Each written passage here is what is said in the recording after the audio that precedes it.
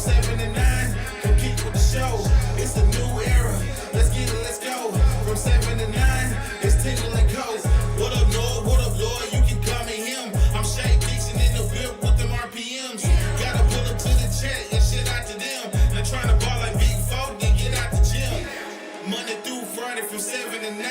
When you see that notification, we about to go live. Hit this track and do you dance like you Karen Lacey. Run it back the time method to the house, baby. It's Tingle and Co. From 7 to 9, come keep with the show. It's a new era. Let's get it, let's go.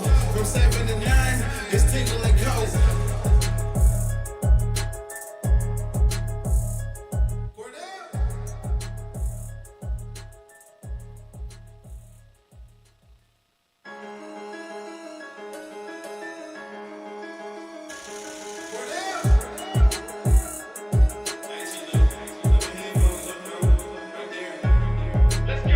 It's Tingle and Co. From 7 to 9, come keep with the show. It's a new era.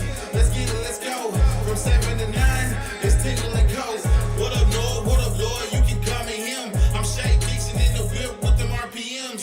Gotta pull up to the chat and shit out to them. Now trying to ball like Big Folk, then get out the gym. Monday through Friday from 7 to 9. When you see that notification, we about to go live. Hit this track and do you dance like you Karen Lacey. Run it back the time method to the house, baby. It's Tingle and Co. From 7 to 9, come keep with the show. It's a new era. Let's get it, let's go. From 7 to 9, it's Tingle and Co.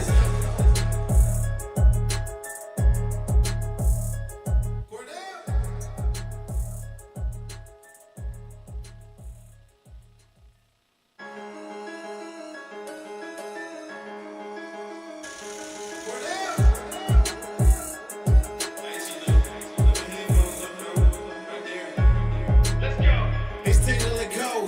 From 7 to 9, come keep with the show. It's a new era. Let's get it, let's go. From 7 to 9, it's Tingle and Co. What up, Lloyd? What up, Lloyd? You can call me him. I'm Shay Dixon in the whip with them RPMs. Gotta pull up to the chat and shit out to them. Now trying to ball like Big Folk, then get out the gym. Monday through Friday from 7 to 9. When you see that notification, we about to go live.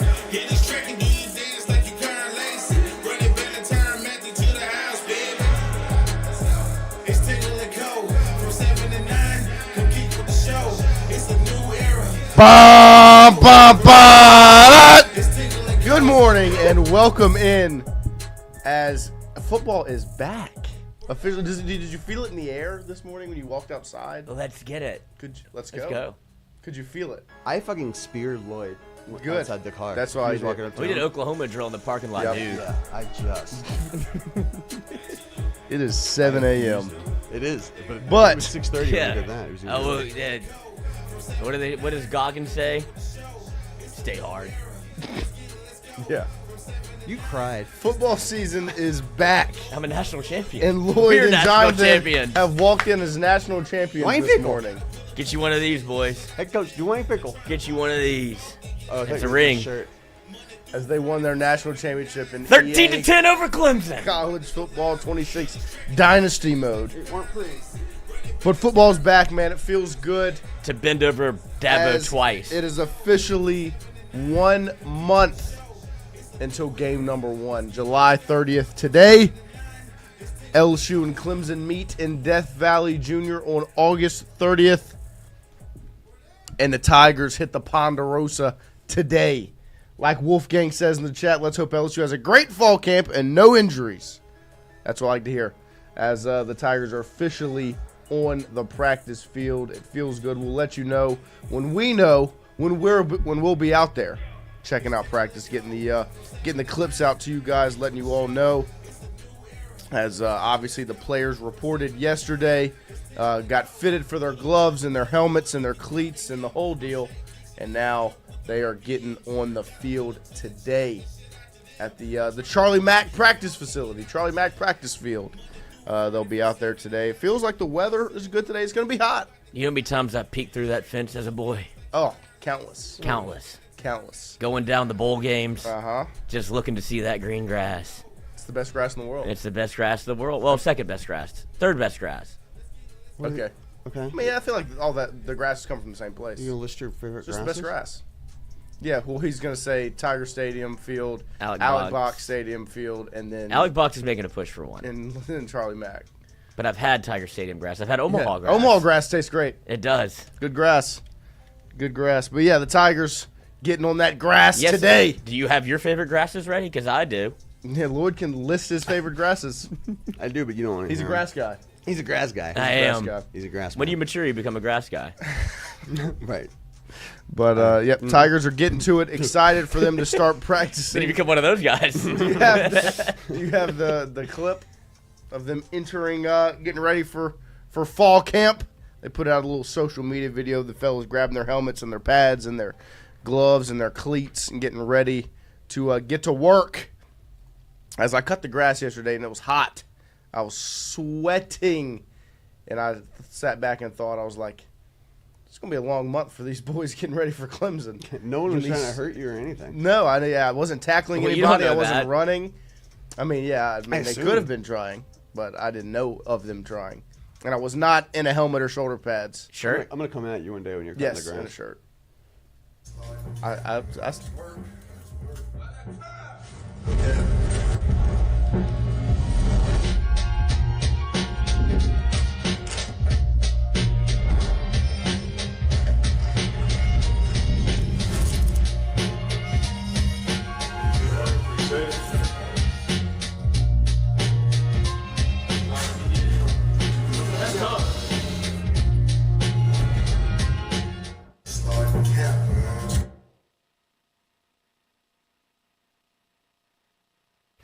That looks like Christmas Day to me. What's the song? It's the most wonderful time of the year. That's what it is right now. That's what fall camp is. It really It's the is most like wonderful time of the year. It's quite the mental gymnastics they do to you. They get you all excited, get you ready for the gear, like this is going to be so much fun. Yep. And then, Beat the shit out of you. on the line, boys! Like, oh, shit. All that Smiles are gone, brother. Mm-hmm. All those gloves and visors are fun, weren't they? Yeah. Yeah, can't breathe. No air down there, cuz. No, but- Dude, what Keelan say? He's up. He said, praising the Lord. Praising the Lord. I'm just trying to catch a breath. What time do they start workouts? Do we know? I'm not sure. We haven't been sent the schedule yet. When the schedule is shared, we'll have a better understanding of the timings. They've reverted. Usually, like spring was in like 7:30 a.m., 8 a.m. something with the time. I would assume it's probably still early morning time, which is unfortunate for us. It used to be, what, 10? It used to be 10, like 9:45, and it might be that. But with the heat, they might bump it earlier. Right. Not sure, because they went last there year at 5 fall a.m. camp was a war zone. Like we would do the show, we'd leave, we'd go straight to the field, we'd be out there, and then it's come 10 back and it's do a 10 practice a.m. report. and you are sweating, like drenched. No Just water. as like a media person on the sideline, drenched. Not sure if you're gonna get water or not. You never know. That might be a HIPAA violation. Then we would sprint back to the studio to do a practice report, just completely soaking wet. Boy, did we talk about special teams a lot. Boy, did we talk about special teams. And boy, were we right. Were we right? We sniffed that one out. But like we said, Tigers getting on the practice field today. Really, really excited. John Eads got some really good sound, some good clips from the LSU players at the Boys and Girls Club event over the weekend. And then he really got them. We'll go more in-depth on the things they say later on, but this is just a nice little preview of them previewing Clemson on August 30th, getting the mindset of the guys. Obviously, you've heard it from Cohen Eccles yesterday, as optimistic and as confident as they come. It was really nice to hear how good he was feeling about LSU going into 2025. Here are, I believe it's Colin Hurley, DJ Chester, Jacoby and Guillory, and then Tyree Adams were the four at this event. And John Eads got them sound from them. Here it is. So we're still waiting on an official schedule, but we do know the LSU football team will report tomorrow and begin fall camp on Wednesday. I caught up with some of the players today and asked what needs to be done in camp to prepare for that big season opener at Clemson. I would just say, yeah, it's hot. Yeah, we tired, but we got to practice to prepare for the first game because that's what most important right now is the first game. live in the moment, each day get better. I just think we just need to. I don't think anything needs to be different. I think we just need to tackle the same mindset that we've been attacking with, but just putting everything together.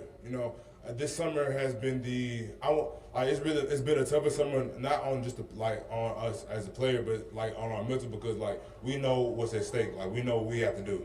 So I think if everyone just keeps, BK has like motivational things all over the building. So if we just keep the main thing, just keep everything in front of us, I think we'll just take off this year. For us, just finish, because a lot of those games came in the fourth quarter where we just didn't finish. So I feel like even like during practice and during like our situations that we do during practice, finish. One guy, one name that we need to watch out for in the D-line room that's really fun for Oh my God. I'll say there's a lot of them.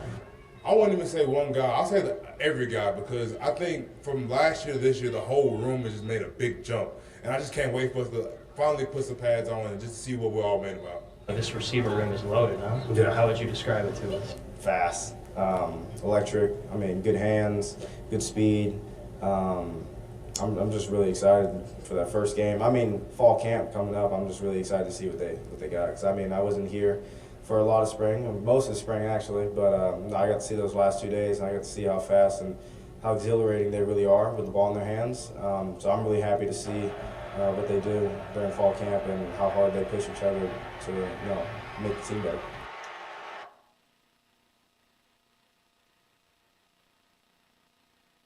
Two claps for John Needs. Ready. John Needs working his tail off once again. The man never sleeps. He went straight from the College World Series to 7-on-7 for high school football. Now he's getting all the content out for LSU football getting kicked off today. Fall camp gets started. You don't give yourself enough credit. On the Ponderosa. Well, because I'm not traveling all the things he's traveling to. I work hard. I'm not saying I don't. Yeah, I've cut the grass, brother. But it's often saying what Johnny's has already said. Yep, Charles County Matters, 9:45 according to LSU website. That's good. That's good sound. That's good news for us. But yeah, shout out to John Needs. We're gonna get to more of the sound that he captured for us, or not for us, but technically for us. Appreciate you, John. Looks great in the suit. Looks good. I like when he dresses up. He's all dapper. I like when he wears. I like him in a sport Is it his fit. gym attire? Yes. That's the only way I know him. John, if you're listening, we love you. We miss you. It's been a while. I know. We need to get John back in for fall camp. A little fall camp preview, maybe a recap. Yeah, were you busy, John? Come on. John Needs. He could do the funniest. He should go full like Always Sunny in Philadelphia and get like really fat one season, and then lose all the weight like that. Because people know. I mean, obviously he's very fit. It would just be a funny aesthetic and not say anything about it, and then come back the next year very skinny, or ripped. And just do the whole song and dance of like people would be do entertained. Like a Christian Bale year where he drops down to 120 pounds for no reason. Yeah, when he goes from the guy doesn't have enough to do. Goes from playing the vice president to playing Batman a week later. But John, if you're listening, there's an idea from Lloyd for you. But I would never. Appreciate you guys joining us this morning. There was a sad post yesterday. It got me a little choked up as our good buddy, LSU legend. Don't ever think that he's not an LSU legend. JP, Josh Pearson put out his goodbye post to LSU. As a lot of them have come out, Cade and Anthony and Bear and Luis and go down the list. This one hit a little different as JP drops his goodbye post. There it is, the LSU legend, two-time national champion, a big-time piece of both of those national championship teams. Made countless plays. One play that will forever be etched in my memory in game number 1 against Florida in 2023 when I thought Florida was about to walk away with it. And he made an outstanding catch and almost got the out at second. Yeah. When he gunned it down, and Dugas had the best stretch of his life at second base. JP officially says goodbye. Jay Johnson quote tweeted it, "One of the most important players of my entire coaching career. Clutch gene like no other. So many big hits. Elite teammate. Two-time national champion. Winner. Thank you, JP. 4 years of ultimate reliability. Hard to picture LSU baseball without you." Oh, he put the Purple Heart. Couldn't have said any better myself. Shout out to JP for all that he's done. I want, when I LSU die, baseball. inevitably. Well, two claps to Josh Pearson first. When I die, I want Jay Johnson to write my eulogy. I mean, Like, that was this beautifully gets me done. emotional reading it. You will die before him. Oh, no doubt. Yeah. I think everybody would want that. Yeah. Yeah. I mean, I love you to death. Yeah. Oh no, I love Jay Johnson more than I love me. Well, it's For the LSU baseball. It's the Big Cat Khalil Mack clip. Right. Like if someone came up to me and said, in 2018, and said, for Khalil Mack to live forever, you have to die. Right now. Okay. Yeah, do it. Jay Johnson to be LSU's baseball coach forever, for eternity. Put a bullet in me. There you go. Yeah, I don't know if just have to make that deal yet. But he's never bled from his ear. I'm That's pretty right. Sure. Yeah. Well, No, we don't know that's that. He's been stressed. He has been, but He goes to a doctor. I'm sure he does see I the don't doctor. think so. I think Don't have I think time. most people do. Yeah. See the doctor. Yeah. No, the doctor probably comes to him, but Yeah, I think he Team gets doctor. he gets seen by a doctor much more I regularly get than seen you by do. a doctor all the time. Yeah, your father. Yeah, he sees me all Yeah, he lot. does. Yeah, when he doesn't acknowledge you, but He knows I'm there. So I've been seen by a doctor. he just goes, "Ugh." Ugh. Next up, we've got a Trey Holly Damn carbon update copy walking around. as Terrence Graves, the Southern head football coach, spoke to WAFB and some of the others at their practice yesterday, I believe. But he talked about Trey Holly as Trey Holly officially got on the practice field Saturday night, had his first practice with the Jaguars. And Terrence Graves had this to say about the former LSU running back, now a part of the Southern football program. I'll give you a little tidbit. He said he's as advertised. And once again, shout out to John Eads for this clip as well, because he's working terribly. He practiced Saturday night. And, when you know. And he's excited and explosive. He's learning the system. But, it's only so many ways you can run the ball on the inside and run it outside and go out for a pass. So, he's as advertised. Yeah, Of a man that knows he's got a got a really player. good football player Got on a his player. football team. This isn't supposed to Like, happen. you can see it on his face when he first starts talking about it, and then he was like, he says advertised. Like, that's when you know you've got a player, and that's the look of a coach that knows he's got a player. He's got a dog. Advertised. He says advertised. Shout out to Trey. Excited to see Trey Holly on the football field, man. Hoping everything, obviously, off the field can get figured out and handled. But really excited to see Trey Holly get back on the field and get to work. As you can see it on Coach's face right there. Probably going to be pretty special when he lines up between the hash marks. He's like, there's only so much you can really get a running back. You run it inside, you run it outside. Nah, he's as good as advertised. You can only do, you only practice so much. Practice so much. And he can pass. And Southern, of course, as we all know, favored to win the SWAC West this year. Good. Yeah, preseason polling. There we go. Excited Southern is the to favorite. see Trey Holly get on the field and Y'all didn't know that, did you? no, didn't. I still don't know if you know that. I mean, usually they are Where in you getting your SWAC the on? SWAC championship game I quite got often. my finger There on you the go. SWAC pulse. I'm glad you do. I really only keep up to date with Southern out of any of them. I don't ever really pay attention to. Yeah, I don't know anyone else that's. Grambling? Well, I mean, I know Grambling, who's there, but I don't know the. Jackson. I just looked Go down recently the in there. list. Alcorn State. Arkansas Pine Bluff. There you go. This is for a game for the end. Sorry. Yeah, this will be for later. Into the two claps this morning. Whit Weeks on the watch list for the top defensive player in college football. The Bronco University Trophy. Whit Weeks is on that list. I believe Harold Perkins was on that list last year. Not on it this year. Maybe flying a little bit under the radar. Good with me. Can you pop back up onto these lists? Of course. Oh, yeah. Of course, You can, right? These are yeah. just It's not the- like we're Yeah. going to put out the list of guys eligible. It's not the. They're Yeah. just saying, hey, that was my these- moron question of the Yeah, day. these 40 guys potentially. But you're Very- welcome. But Yes. Anybody can. But, I mean, anyone I actually can't believe I asked that out loud. jump up on the list and have a chance. So, Sometimes you're shout Yeah, out. Joe Burrow can't win the Heisman. Because he wasn't on the preseason odds. It's not on the watch list. Not on the Heisman watch list. Can't Speaking win of it. lists, we don't talk about lists. Stop. We hide lists. Watch that list. Keep it away. What list? There's no list. There's no We're Heisman. talking about the list. Shout out to Whit Weeks on the preseason watch Heisman's a list myth. as the top defensive player in college football. And of course, I mean, why wouldn't he be on this list? 2 claps for Whit Weeks. Ready. Which thing list? And I think Harold Perkins could pop back up on it.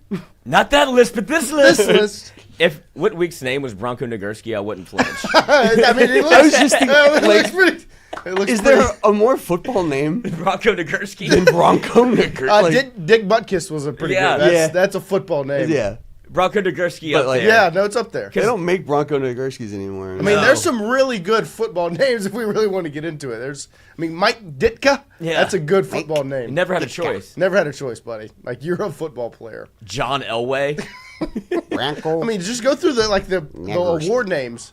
Like the Fred Biletnikoff. Like, it just sounds football because it's tied to football. Right, yeah. Jim Thorpe. I think if you took like Blitnikoff out of context, you think it was a chess award, probably. Maybe. Johnny Unitas. That sounds like a football That's name. a football name. Because football unites us. Unites us all. All walks of life. Next up, 2 claps for these LSU football players. Like we said, we played the sound from John Eads earlier. DJ Chester, Jacoby and Guillory, Tyree Adams, and Colin Hurley spent their Monday afternoon serving one of the local boys and girls clubs. They handed out backpacks and school supplies to the kids, and some of the video and quotes from the guys.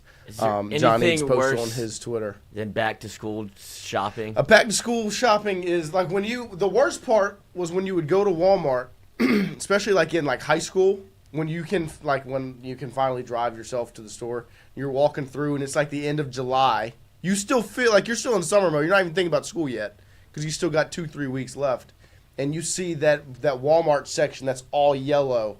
Back to school, and you're like, it was all for me. It was when the first commercial would pop on. Yeah. When I was like, what were you watching SportsCenter or something? And it's like July 10th, and all of a sudden that first back to school thing shows up, and you're like, oh fuck you! Yeah, we're not even there yet. Like, what do you mean? It wasn't in my brain. Like you don't need to. That's not okay. Like I'm watching TV right now. Put it on late at night. And then Mom's like, like, oh, we need to go shopping. We need to get your uniform ready. Right. She's like, oh yeah, we got to put in the order for your uniform. What size are you? Same fucking size. I don't know. Happy grown. Just get the same stuff. Don't stop talking to me about this. Oh. 2 claps to those 4 LSU football players. But not for back to school. For getting out there, handing out the backpacks and the school supplies. Making it fun.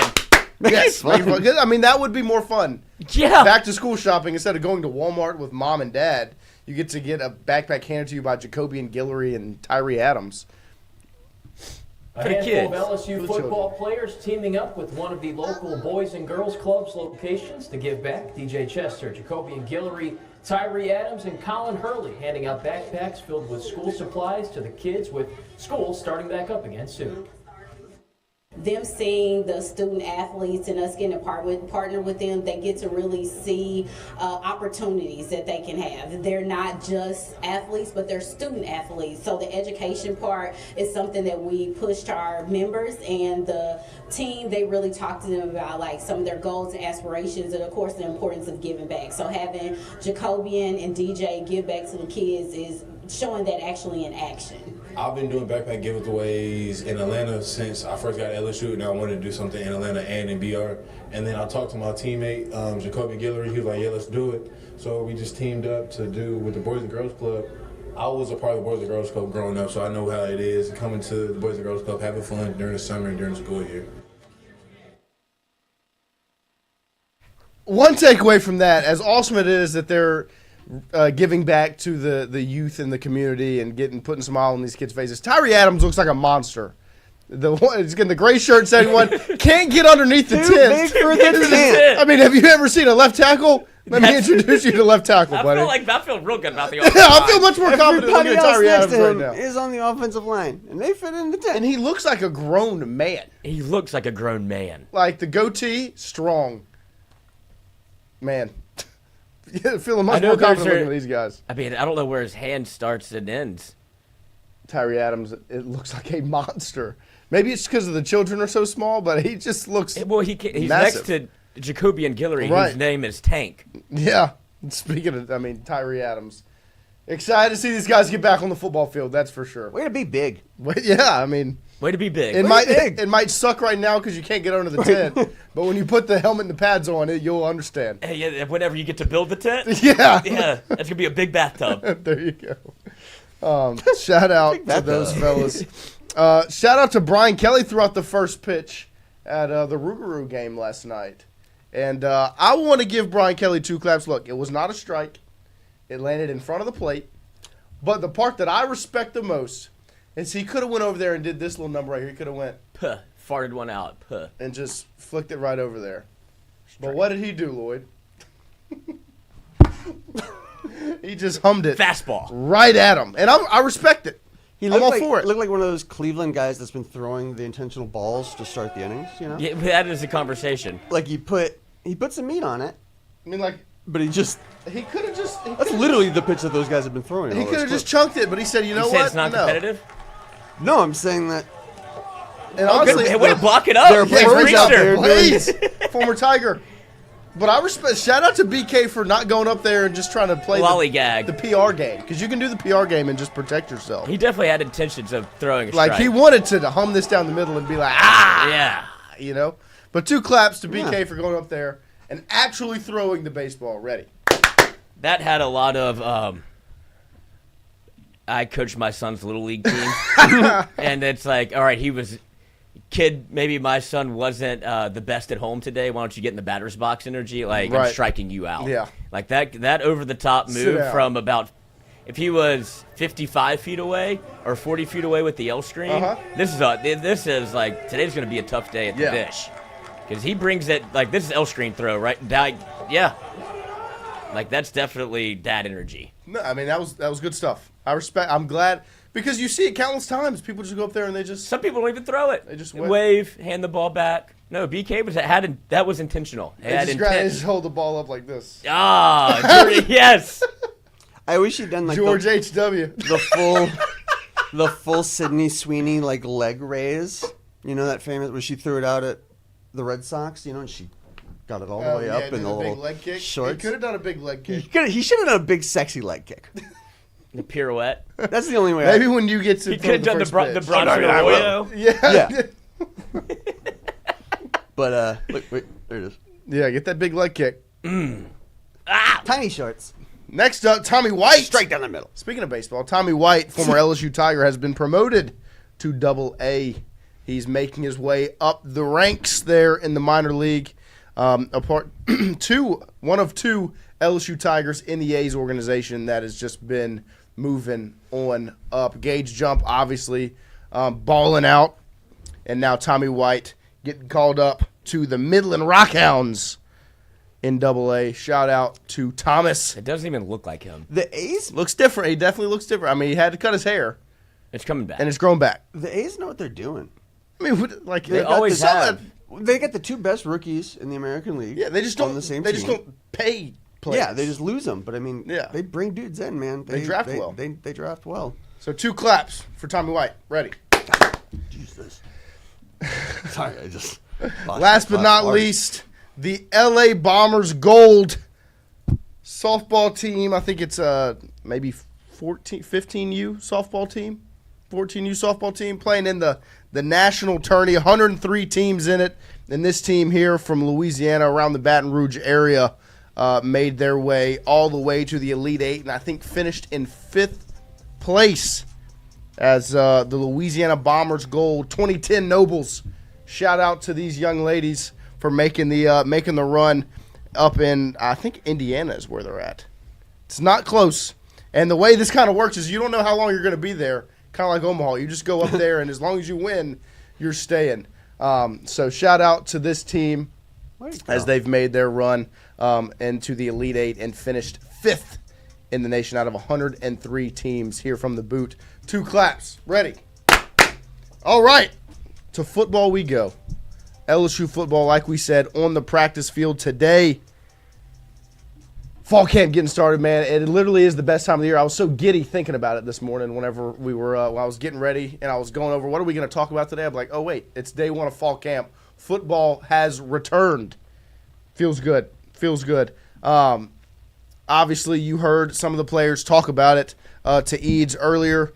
We've got some more sound that our guy John Eads got from the Tigers at the Boys and Girls Club event the other day. Here is Jacobian Guillory talking about his new position coach, Kyle Williams, and his inaugural season, his first season on the coaching staff with the Tigers, getting ready for his first fall camp.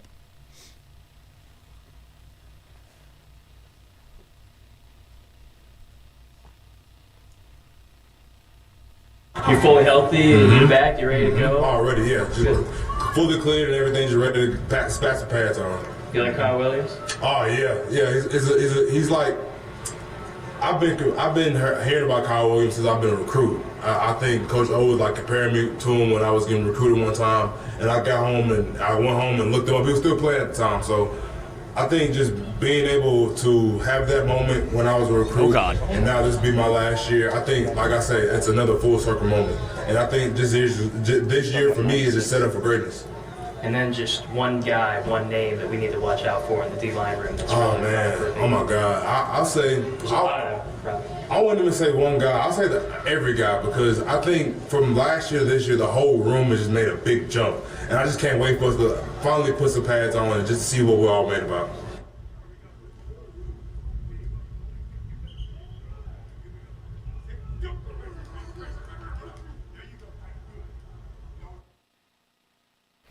I'm excited to watch that group work this year.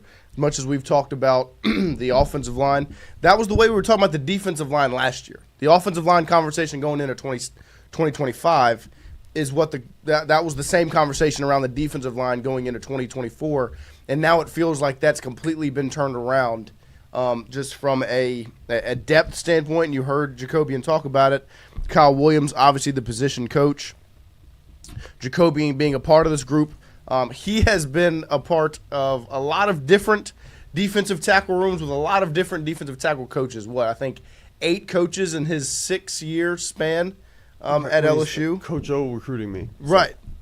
I mean, he's been here through it all. Like, he's had Andre Carter. He's had Pete Jenkins. He's had go down the list of defensive line coaches LSU has had over the last. I mean, he basically Jamar Kane, Jimmy, like everyone. Mason Smith. Like Eddie. Yes. That was a weird semester. He has seen it all, and now he's got Kyle Williams in his room. Obviously makes the connection to when Coach O first was recruiting Jacoby, and he said, hey, you remind me a lot of this guy. And now that's his defensive room coach. And look, the defensive line conversation, to me, it's crazy how quickly it can change in just one year. Like I said, the way we were talking about the defensive line room last year, you did not know what you were going to expect. Now, luckily, you had Pearson switch over, step up. You had Gio Paez, who should not be forgotten the job that he did coming in from the transfer portal and answering a lot of questions for the Tigers. And then, obviously, Jacobian goes down with his injury last year. And then you see guys like Ahmad Bro, Don McKinley step up and play pivotal roles. And now majority of them will be returning as you've got Jacobian back. You've got Dom and Ahmad back, and now you add Sear Mitchell, you add Bernard Gooden. The way you feel about the defensive tackle room right now, 1,000 times better than last year. Like, it's not even a question mark next to it right now. Now, obviously, you want to see them go out there and perform, but it feels like a position group that people are very, very confident and feeling good about. And Dawson Baker said it. Don McKinley looked like a monster standing there in that picture. I mean, like, the sheer size they have in this room with Don McKinley, Sear Mitchell, and Zion Williams, these guys that are just mountains. And then you've got Jacobian Guillory, whose nickname is what, Lloyd? Tank. You've got Bernard Gooden, who are we talking to? I think it was Ahmad. Ahmad was like fast. Like, talking about a pass rusher at the defensive tackle spot. Like, they have got a really good mix of guys in that room. And that's one of the things I'm most excited about going into fall camp is to watch them work. You know, watch these guys get out there and work, man, because that's a room that has much higher expectations than they did last season. And I thought they, you know, as much as they didn't do anything to jump off the screen last year, as low as the expectations were for the defensive tackle room last season, they overachieved. And now the expectations are higher because they set the bar there. And that's a position group to definitely keep an eye on through fall camp and getting towards August 30th, a month from today. Next up, John Eads talked to DJ Chester, who, like we're saying, this year, that defensive line conversation, the position group conversation, focuses on the offensive line. And you heard it from Cohen Eccles when we talked to him yesterday. He said this is a group that they know they're doubted. They know that the expectations are not high for them. They hear that they are the underdog. You look at all the top 10 O-line lists, all these things, they feel like LSU should be on that list routinely, and so do we. And they feel like they belong on that list, and they're going to go out there and prove it. This is DJ Chester, who obviously had a rough season last year as the new face, the one new face on that line that included Will Campbell and Emory Jones and Garrett Dellinger and Miles Frazier.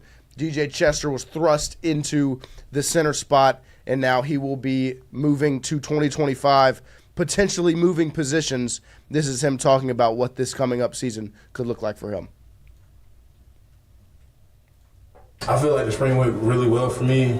Just competition, being able to learn how to lead my group better, and from my examples from the guys who played with me last year, all the 4 guys that left, they gave me a great blueprint to just take over the unit.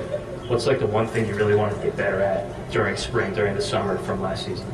Probably my lower body and like running the football. That was a big emphasis with Coach Long and Coach Davis over from last year, turnover to this season.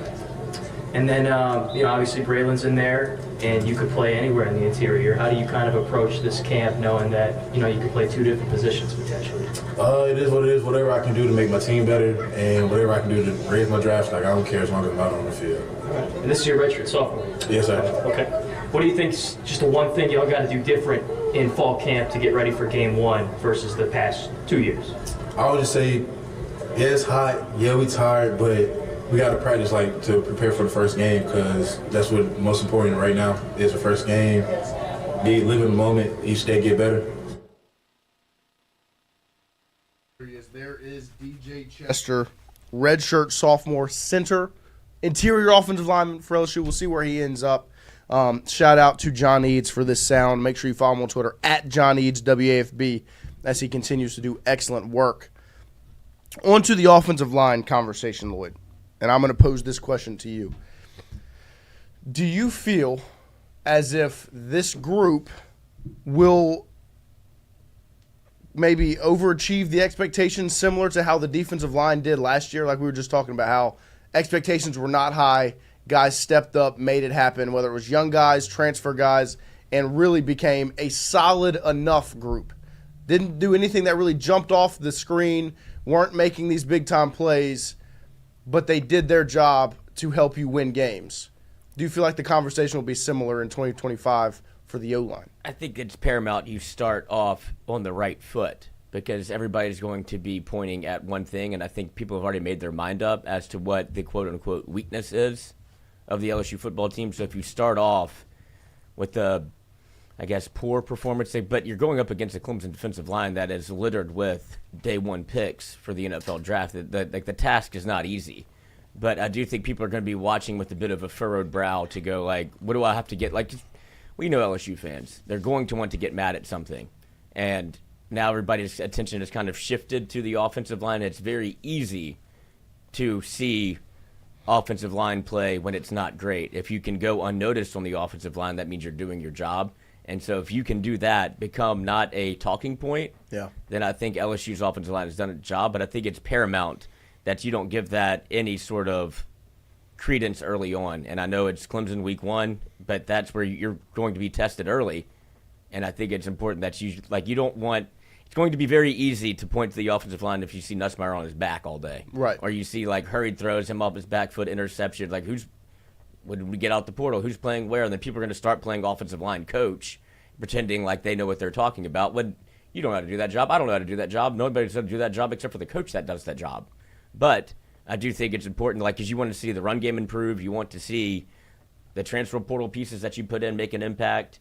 And you want to see some of these guys that have been highly touted, highly recruited, make an impact because they have to. Yeah. No, I agree. I think that, when you look back at Will Campbell's first game, Lloyd, do you remember what happened on the first play that he touched that field? he learned college football. Jared Verse ran through his face, and he's been very vocal about it. Like, you can go back and watch it. I mean, Jaden ends up running for like 30 yards or whatever on that first play. Will Campbell got blown up by Jared Verse, and rightfully so. I mean, like, Jared Verse saw a freshman. Is a monster.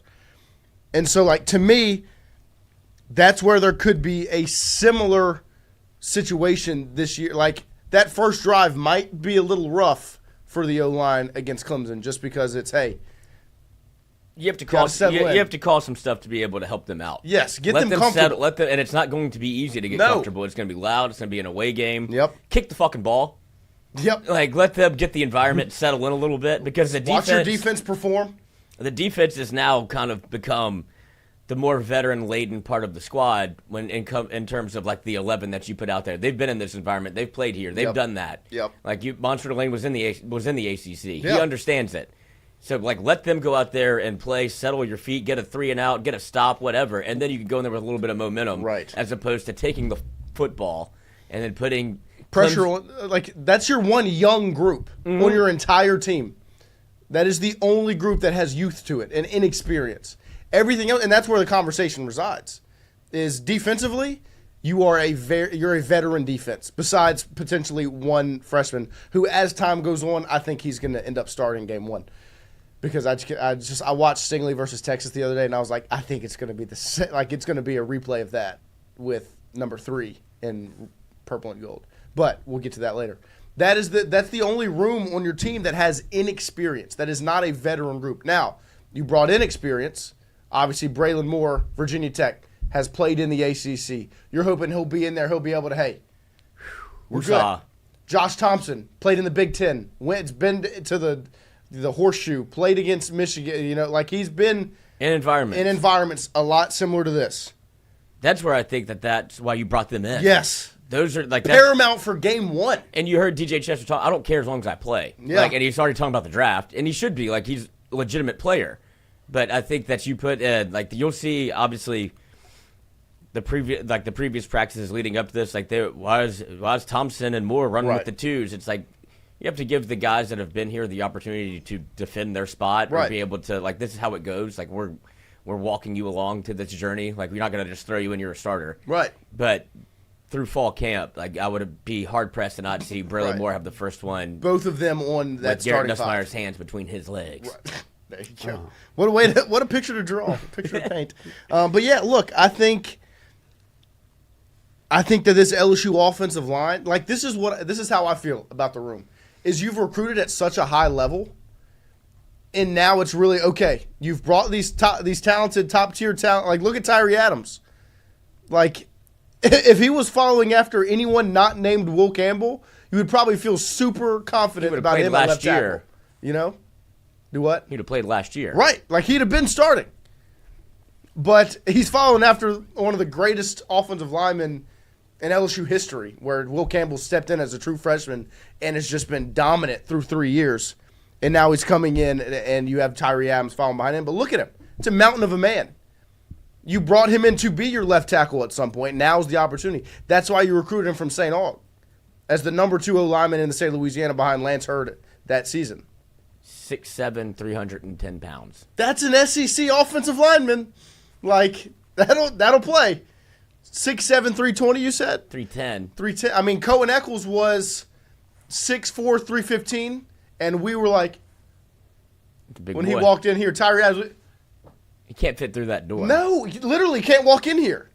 Couldn't walk over there. He hit his head on the light. Like, monster. That's an SEC offensive lineman. That's so now left tackle. You have the room built the way it should be, right? Like you're not in the position of 2022 where it's like, what are we going to do at left tackle? I guess we're going to start this freshman, and we're going to have to slide the other freshman in at right tackle. You're not in that position anymore. And I think there's enough competition in that room that the cream will rise to the top. And I'm excited to see what it looks like in fall camp. Because like I said, I think those 2 transfer guys are both on the best 5. Braylon Moore has his spot solidified, I think, as the starting center.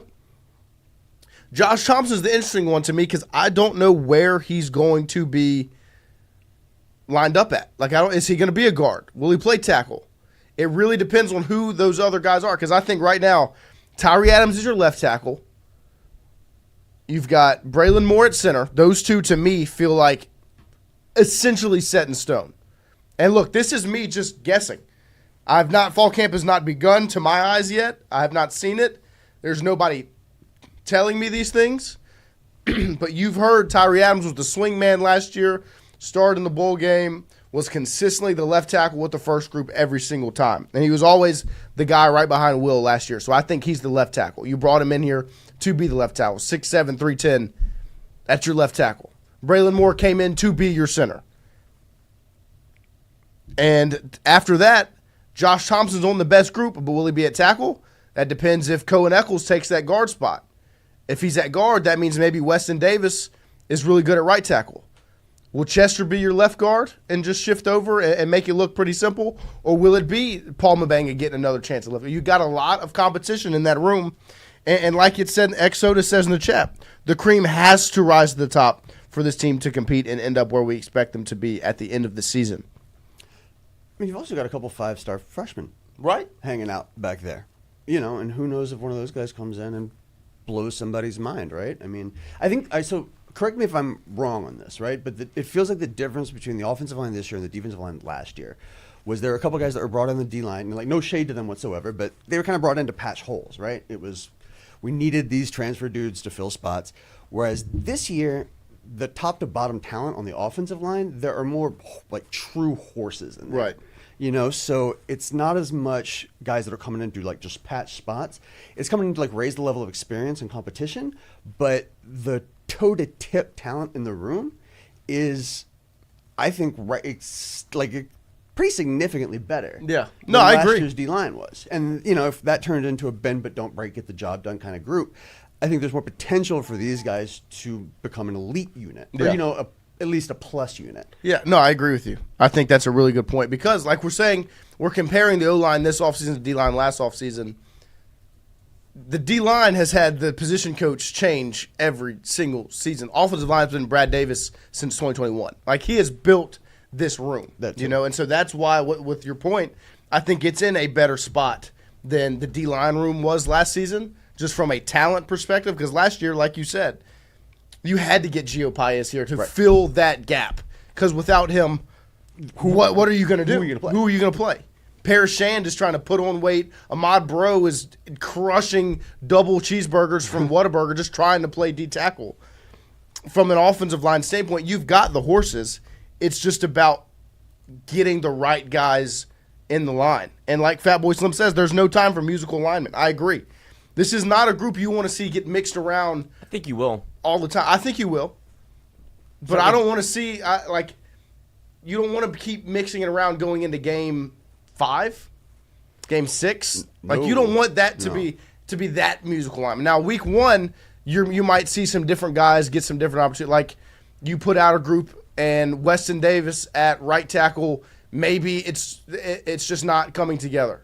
So you kick Josh Thompson out and move somebody else to guard, or try someone else out somewhere where it's Carius Kern or something, like somebody mix it around. I think you will see that.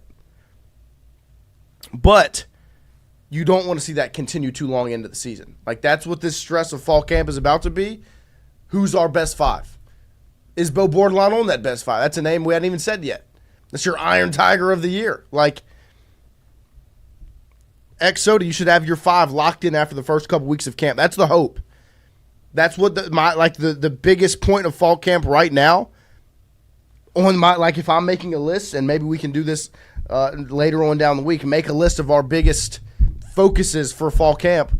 Offensive line, finding that 5 is number 1 and pretty secure in that number 1 spot, because you heard Cohen Eccles sit right here and say it yesterday. He said, our job is to handle what's in front of us, and everything else will fall in line. Like, he was like, it's hard to not be confident when you have the best quarterback in the country, one of the best running backs in the country, and all the speed they have from a weapon standpoint at tight end and wide receiver. He was like, if we do our job, we know this offense could be the best in the country. Cohen Eccles sat right here and told you that. And so that's where my confidence and my excitement comes from, is if they know the pressure that's on them. Like it's not like they're running from it. They're saying that they don't have the pressure. They are confident because of what's behind them. And I'm excited to see what it looks like when they get on the field in fall camp. And it's not like there's a question mark in terms of the coaching staff leadership of the position. Mm-mm. You know, I mean, it's the most established guy on the roster. It's, you know, a guy that we clearly knows how to put together a cohesive unit. Right. So the only guy that BK kept here. Right. So, I mean, if you're looking for reasons to feel confident about this getting put together in time, there are a lot of them. Yeah. You know, it's not just sort of, oh, cross our fingers, I hope we pick the right fucking 5. Yeah. There's talent to choose from, there's experience at the top, and then, you know, it's a unit that knows they're the ones that all the eyes are on. Right. You know, so I think if you put those 3 things together, it's okay to feel like, yeah, we can figure this out. Yeah, and I love the Brad Davis point because Exo said in the chat, said Brad Davis should already have an idea of who his best 5 is right now and just be checking off his list. I would be surprised if he's not. There's a huge difference between him being the guy that brought all these dudes in, right, and the guy coming in and this being the first camp and he's feeling out all 15 guys, yes, you know, and he knows. He knows the reason why he recruited He knows these why guys. they're there. Yes. So that's that a great point. saves you a lot of time in terms of talent identification, you know, figure out strengths and weaknesses, where to put whom. You know, I just think that you know, it's fun to be positive. And I think that, you know, there are a lot of reasons that you can talk yourself into saying, hey, this might not be a place of panic. It might be something that turns into a position of strength. That's part of like the defensive line conversation. Like last year, you were going into it with all the question marks that you have around the offensive line this year. And so if you can do that same thing, and you bring in, I don't think this has been made, it could be a la Kevin Peoples. You bring in Alex Atkins, and this guy could come in and change the way that your offensive line looks and performs and the way your offense looks and performs, because his resume speaks for itself. I think he got served a raw deal at Florida State, and what happened, like you talk about the Saints and what they went through whenever you're trying to look for people to blame and who has to go before I go. Yep. Feels like that happened to Alex Atkins, and kudos to LSU and the staff for finding him and giving him an opportunity to come coach, because he is far more qualified than an offensive line and run game coordinator. Yeah, he won't be tight here end coach. and tight end coach. Yeah. He won't be here for long. Like he's going to put probably brought into survey purpose. Yes, and everything has been brought into survey purpose for what? 2025. Yes. Pick up the pieces in 2026. We'll figure it out then. But right now it's 2025, and you have the pieces in place. Alex Atkins is a huge puzzle piece of that puzzle you're trying to put together, which is a national championship team. That's a really good point. I love that. Don't forget, every single day we are brought to you by CAS Roofing and Advising. CAS Roofing and Advising. It's not just a roof. It's our reputation. Based out of Central Louisiana, right outside of Baton Rouge. Make sure you call our guy, Pierce Patterson. Where's that sign at? There it is. 225-910-0619. Pierce Patterson over at CAS Roofing and Advising. They do great work. And look, we're talking about LSU football getting all fired up and excited. You can give yourself an opportunity to get some season tickets. If you are within a 50-mile radius of their office on Magnolia Bridge Road, of the CAS office, and you call our guy Pierce, 225-910-0619, to come get a free roof inspection. Even if they don't file a claim for your roof, if they you call, it's a 10-year plus old roof, and they hop up there and they check it out. Regardless of if there's damage or not, you'll be put in the drawing for some LSU football season tickets. Our guy Chad Hodges, shout out, a listener of the show, called Pierce the other day, got his roof checked out, was not enough damage to file a claim. And so Pierce said, don't worry about it. We'll add you to the call list. After the next storm, we'll reach out to you. We'll check again then. But since you called and I got to hop on your roof, you're put in the drawing for 2 tickets to all LSU football home games because you're inside that 50-mile radius. So make sure you give Pierce Patterson at CAS a call and tell him you heard it here from Tingle & Co. We will take a quick break, and we'll be back with a special guest, right, Lloyd? That's right. He is actually in the Zoom now, but we'll do our little CAS spot, get him all set up, and then we will be back with Jacques Doucet. Your home, the roof over your head matters. At CAS Roofing, we don't just install shingles, we build peace of mind. With years of experience and a commitment to craftsmanship, our team shows up on time, gets the job done right, and treats every project like it's our own home. Whether it's repair, a replacement, or storm damage that caught you off guard, CAS Roofing is ready. We're local, we're dependable, and we stand behind every nail, every shingle, and every promise we make. Because at the end of the day, it's not just about roofing, it's about protecting what matters most. CAS Roofing, built on trust, backed by quality.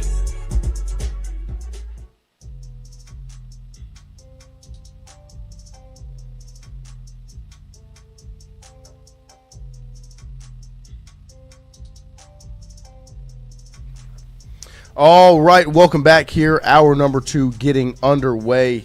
As it is, like we said, it's the most wonderful time of the year as LSU football is getting back to the practice field. And it's also the most wonderful time of the week as it is Wednesday, and we are joined by the sports director over at WAFB, Jacques Doucet, joining us this morning. JD, good morning.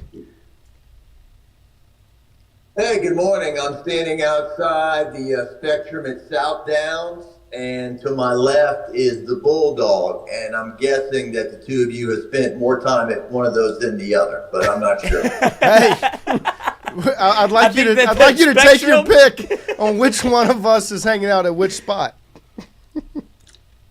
Well, I'm looking at the physiques. No offense, Lloyd. You stay nice and thin into your 30s, but I'm going to guess Noah's been supersetting at the Spectrum, and maybe Lloyd's been doing his share of 12-ounce curls at the Bulldog. Yeah, I've been supersetting at the Bulldog.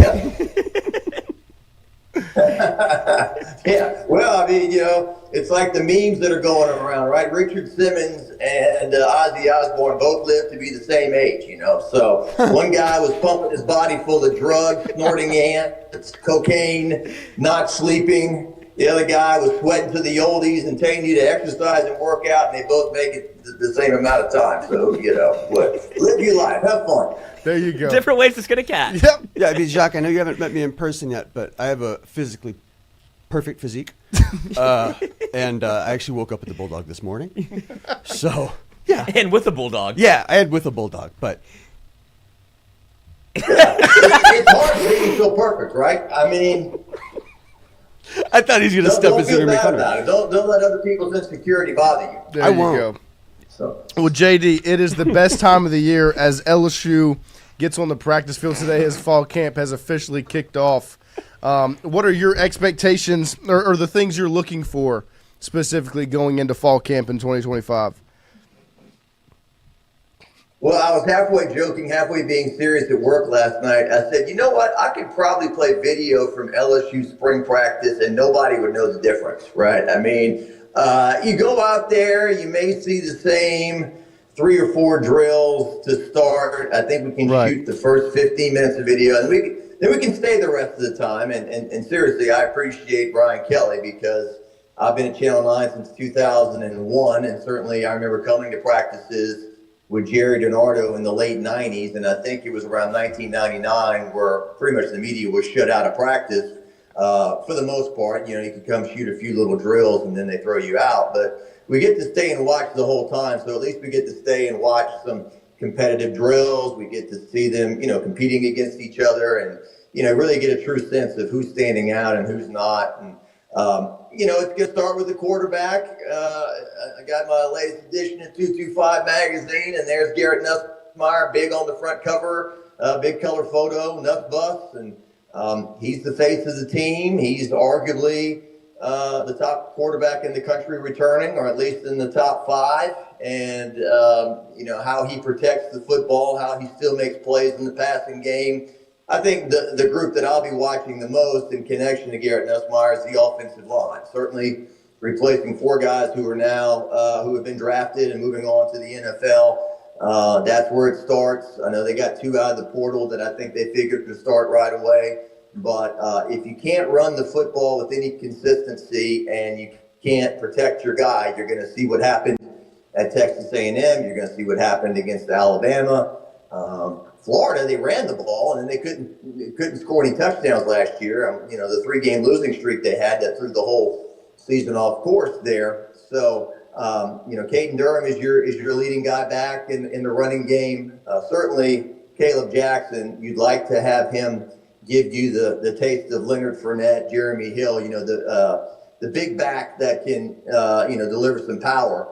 And certainly last year, was a step back for him in terms of yardage and did score a touchdown. And so you'd like to see LSU get him going a bit. And then Harlem Berry, the young guy, a true freshman. But I was at Southern last night for their practice, and, there's Trey Holly out there wearing number 19 running around. And it'll be interesting to see if he plays with Southern and what the deal is there. But those are just a few thoughts of camp and what I'm looking at.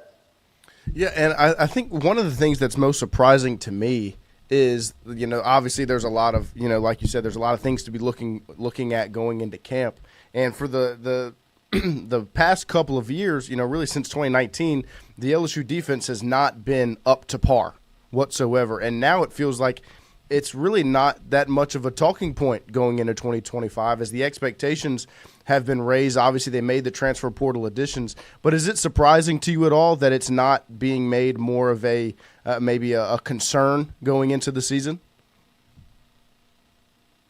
Yeah, I'm thinking back on last year. Certainly the first game they lost against USC, I felt like that was a game in which the offense moved it between the 20s and didn't score enough points. Certainly the defense gave up the final drive in the closing moments, couldn't count on them there. And then A&M, that's when they made the switch at quarterback, and LSU just couldn't defend the read option. Alabama, Milroe, he ran all over LSU all night right off the bat, opening drive.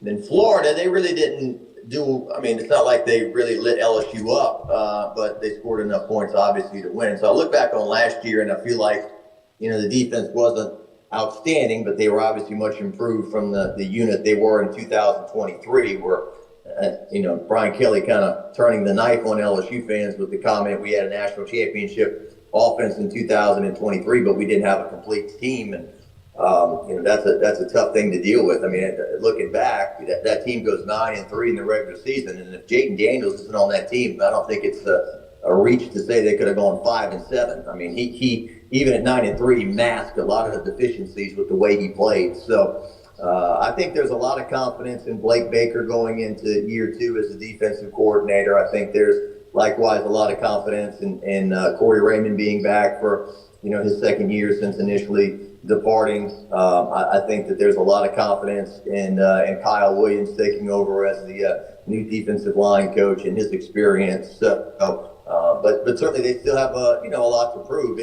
It's funny, we were talking about, somebody said, I'm so glad we moved away from the Les Miles era. And, the Les Miles era, what they did consistently well was play rugged defense, punch you in the mouth defensively, and run the football. And the problem is that oftentimes during that stretch is that, against Alabama, when it was 3rd and 5, you couldn't count on your quarterback to drop back and complete a pass or complete passes to move you down the field and score points. So I think in this, certainly in the last, since 2019, LSU's played football, I think, for 132 years, and the 2 best quarterbacks in their history have come the last 6 years. So I think they've developed the quarterback and developed the passing game and modernized the offense.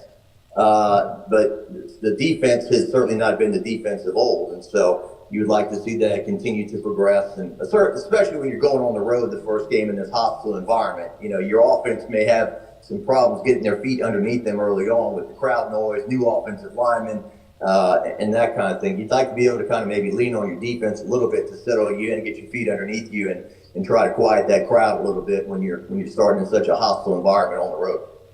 It's been an interesting start for Brian Kelly's tenure at LSU. Obviously, you mentioned Les Miles. It makes me think of Les being able to win a national championship in 3 years. Ed Orgeron wins a national championship in 3 years. For Brian Kelly, you've covered LSU a long time. Do you ever remember maybe a head coach and more of a have to win it now kind of moment than what Brian Kelly's under right now, where it feels like there's more pressure on him to win a national championship just because the other two saw success so early that he kind of got to ride that into the ether a little bit. But now with Brian Kelly not being able to win a national championship yet, have you ever felt more pressure on a head coach at LSU in your time covering LSU?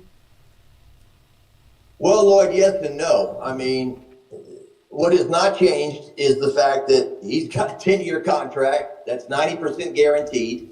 And I think the line that I've used is that if LSU doesn't make a playoff this year and they fall into no man's land again, like last year where they're 8-4, or even a 9-3 team that doesn't make it, LSU won't be able to fire Brian Kelly, but the fans will fire Brian Kelly. They will say, okay, if we can't make it this year with our veteran quarterback, with what they spent $3.3 million in the portal, or at least that's what they got. Brian Kelly made the pledge for $1 million, then they got 1,600 LSU donors to bump it up to $3.3 million into the roster. I think they've addressed their needs. I think that they don't have any quote unquote gaping holes on the roster at this point.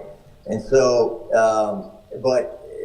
you could still be a very good team and lose your first game. And I think that's what could be very frustrating about the schedule, is if you go in there, you fight like hell, and you lose 27-24, and you're like, here we are again, 0-1, So I think there's your emphasis on the first game and trying to win that thing, because if you don't, then, just 2 weeks later, you got Florida coming in, a very dangerous team, and if you have 2 losses in September, then I don't say you're out of it, but, it's going to be in this modern day media where shows like this and X and all these different social media where people don't go there to be positive, they go there to be negative. Not this show, of course. This show is bursting with positivity. Thank you. But everything else, out there, the noise and everything, that could be interesting. But Brian Kelly, this is year 4, so after he finishes this, LSU still owes him another $60 million. So that's always been the question: how much pressure is actually on Brian Kelly? And it's funny that how many fans still I see that are like, he's got a 10-year contract. It's 90% guaranteed. Why did they do that?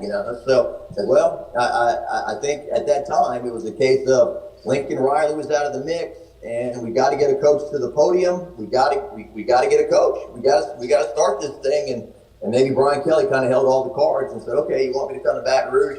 Here are the terms, and they said, okay, we'll do it. And so interesting times over at LSU. Certainly with President Tate leaving and Kelly's then being poached, it looks like, and even through his great success, you still hear some chirping every now and then about what kind of job Scott Woodward's done, and are they happy with him, and is Brian Kelly hire and all that. So tough to work at LSU these days. Much tougher than it was when I was growing up on this stuff in the 80s and 90s. There's so much money being thrown around, so much pressure. Got to win, got to do this, got to do that. It's where LSU is in 2025. Yeah, and that kind of sets up the question I was going to ask is, do you remember a fall camp starting or a season starting with this much pressure, it feels like, not on Brian Kelly specifically, but the team and the program as a whole, where it's almost like if you don't kind of crack the college football playoff this season, when are you going to be back to this level with this roster and the way that things have kind of all fallen right? It feels like they've put their chips all in. Yeah, I think that they've discussed the season opener more this camp or this summer than they have in years past. I think just, kind of scouring my brain a little bit, Les Miles in his first 2 years, 05 was the Katrina and Rita and a lot going on, and they still went 11-2 overall, made the SEC championship game, blew out Miami in the bowl game. The second year, I think 2006, a lot of people look back on that team as one of the greatest teams in LSU history that did not win a national championship. They, way too conservative offensively at Auburn, lost that game, kind of tripped over their own feet against Tim Tebow in Florida in the swamp and lost that one. And so I think going into 2007, they looked at that team with the veteran leadership of your Glenn Dorsey's and Jacob Hester's and Matt Flynn's and early Doucet's. I think that year was kind of like, okay, this is a national championship or bust season. And, they did lose 2 games in the regular season, and everything fell into line for Les Miles and company to reach the national championship and blow out Ohio State after they fell behind 10-0 in the game. So I think that year there was a lot of pressure. But I don't think Twitter was up and running really at that point, and some other things that create all this noise and talk. I'm thinking that, Les Miles going into 2014, that was right. That was the Lambeau game, right, against Wisconsin, where, he pulled himself back from the cliff. Everyone thought it was his last game against Texas A&M. 2016, my bad. 2016 was the game against Wisconsin and Lambeau. 2015 was when, we thought his last game was against Texas A&M. Joe Oliva gets up and makes some bizarre, statement. Les Miles is our coach, and he'll continue to be our coach, okay?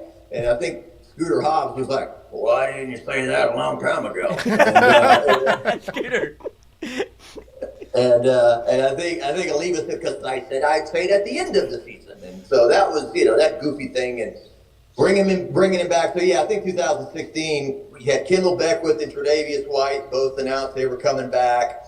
And you were top 5 in the country, and you went out there and just really, especially offensively, laid an egg against Wisconsin, lost the game, and then Les Miles was fired a few weeks later. So I think at LSU the pressure's always on. 2018, Ogeron had the first year as the full-time coach was 17. They had lost to Troy that year, and then they kind of stabilized themselves. There were a lot of coaches being fired in the league. I think they went 9-3 in the regular season or something like that. Then they lost the bowl game to Brian Kelly, Notre Dame in the rain, and there was a lot of talk about, wow, you got to open up with top 10 Miami on the in Arlington. Then you got to play Auburn on the road in the first 3 games. You could be 1-2, kind of like this conversation, and they came through and they won both and had a very nice year. Won 10 games, beat Central Florida, broke their long winning streak in the Fiesta Bowl, and LSU finished in the top 10. So finishing in the top 10, obviously these days will get you in the playoff. That's what LSU needs to do. They've got it's time, and I think that's going to be the name of our LSU preseason special. It's time for them to make a playoff. Too much invested, too much interest. This is LSU. You should be one of the top 12 teams. Yes, that is a very, very fitting title. I guess my next question is going to kind of circle around some more of Brian Kelly's comments. I just want your opinion and your thoughts on the Death Valley Jr. comment that to me has been a tad bit blown out of proportion. But I just wanted to get your opinion on Brian Kelly calling Clemson Stadium Death Valley Jr., which I think is correct.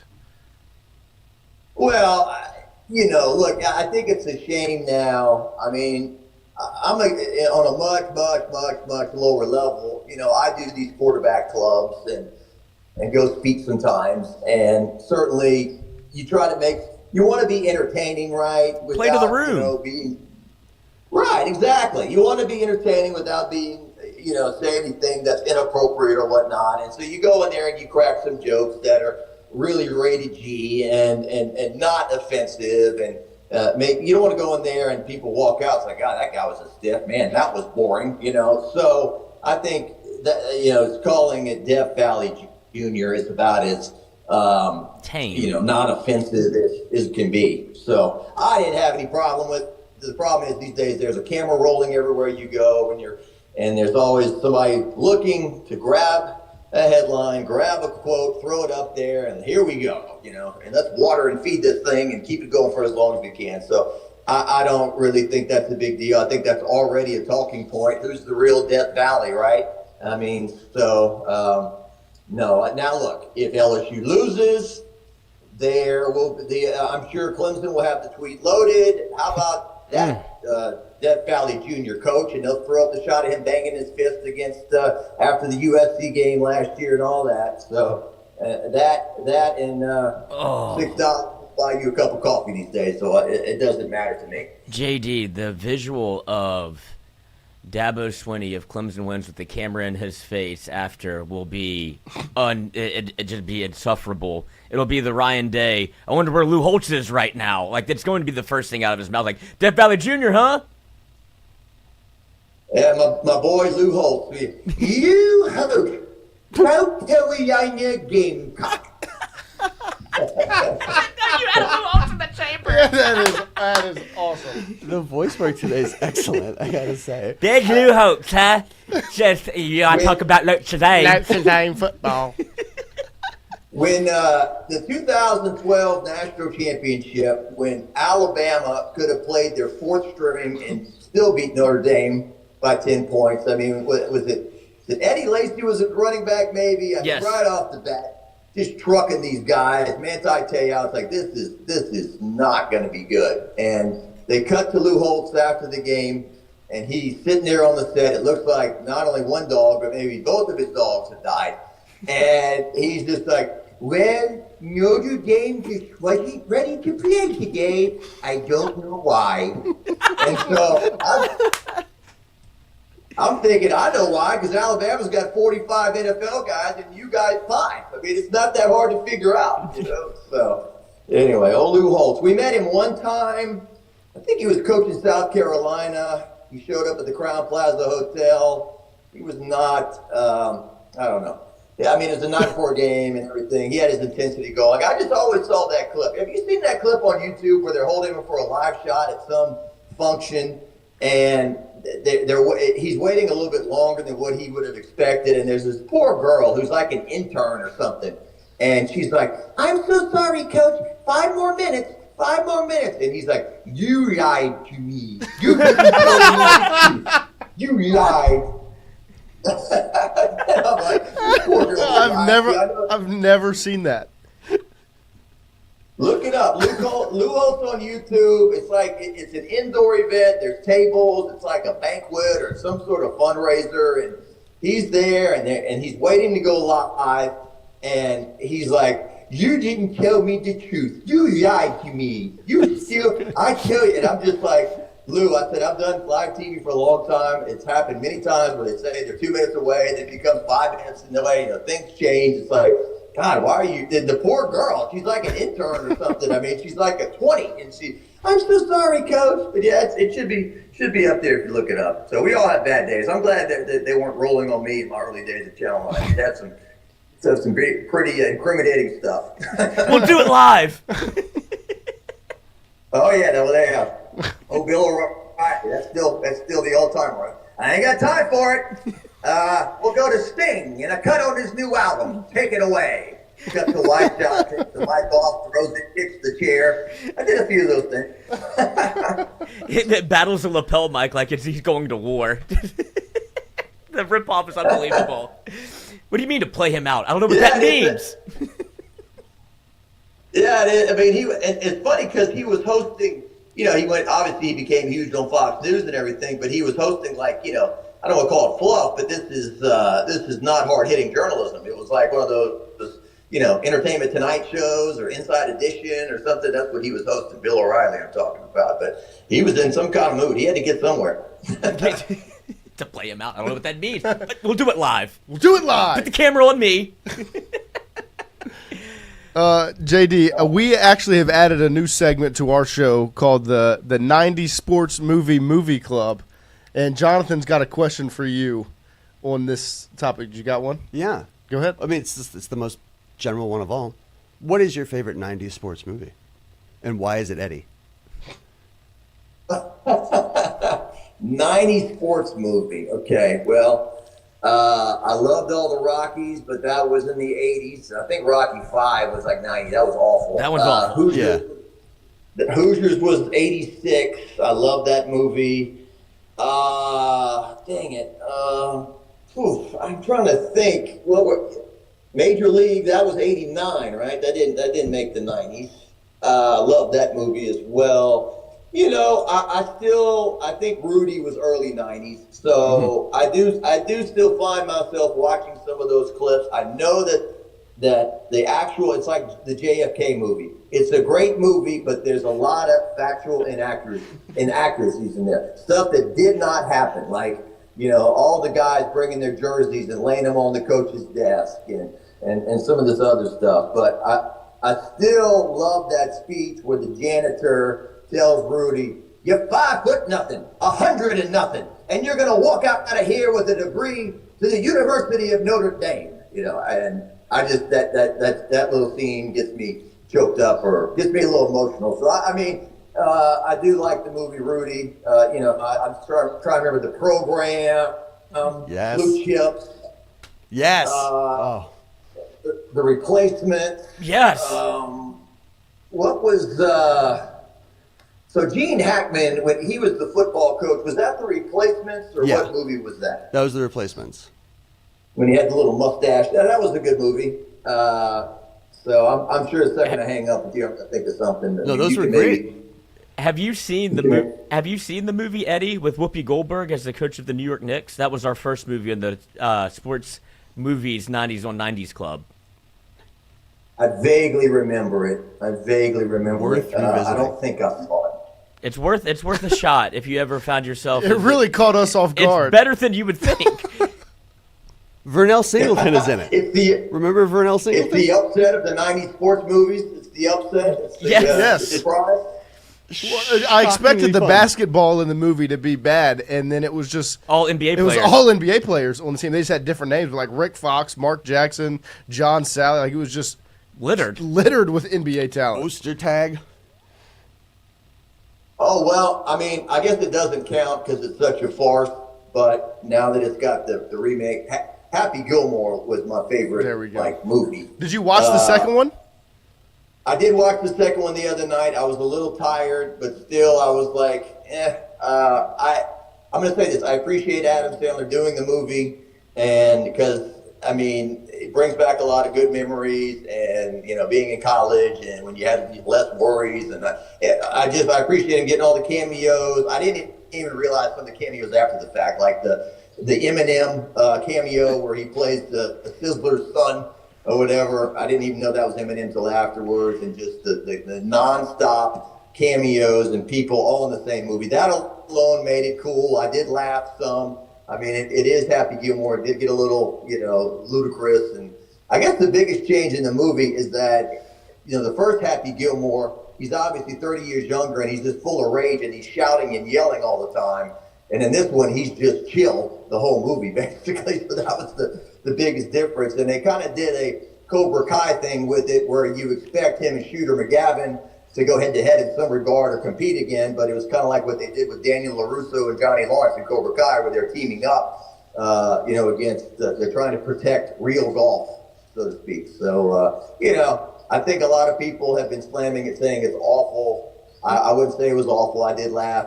I'm better that the movie came out than that it didn't. So it's a great way to look fun. at it. Yeah. I'm better for it because it happened. I think it's about all you could ask for from a sequel. Like, I mean, you got cameos, you got the flashbacks, and you laughed a couple times. The first 5 minutes are jarring.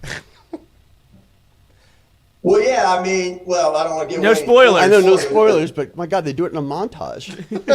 They break that news in a montage. Yeah. That was wild. Yeah, Julie Bowen's role was interesting, you know, in that regard. Yeah, I mean, and then they brought back Vern Lundquist. My friend's like, he's still alive. Yeah, I'm like, yeah, he's still alive. You know, he did. You know, I met Vern. I interviewed Vern a few times, and each time I got him to say, "Who the hell is Happy Gilmore?" And I have that somewhere. Who the hell is Happy Gilmore? And he told me, he said, years back, I was calling a basketball game at Arizona, University of Arizona, and the team said, the team wants you to come speak to them. And, you know, this is Vern Lundquist, who's had legendary calls with Tiger Woods in your life. And the Dallas Cowboy that dropped the touchdown in the Super Bowl, he's got to be the sickest man in America. You know, he's had these legendary calls. He goes down and he finds out all the Arizona team wants to hear from him is, who the hell is Happy Gilmore? The off-mic lean away.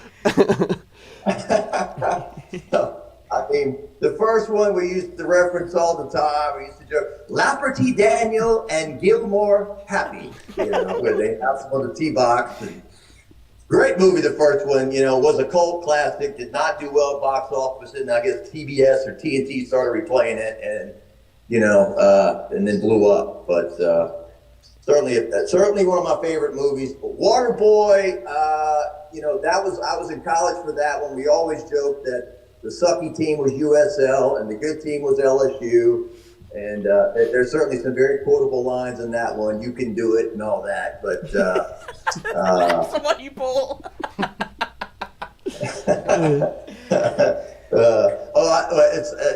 Okay. Here's one of my favorite sequences in that one. It's Bobby, what you doing, Bobby? I reading, Mama. Why you reading? Cause I enjoys it, Mama. Don't look like you's enjoys it. Reading for the devil. Reading's the devil. That's right. That's right.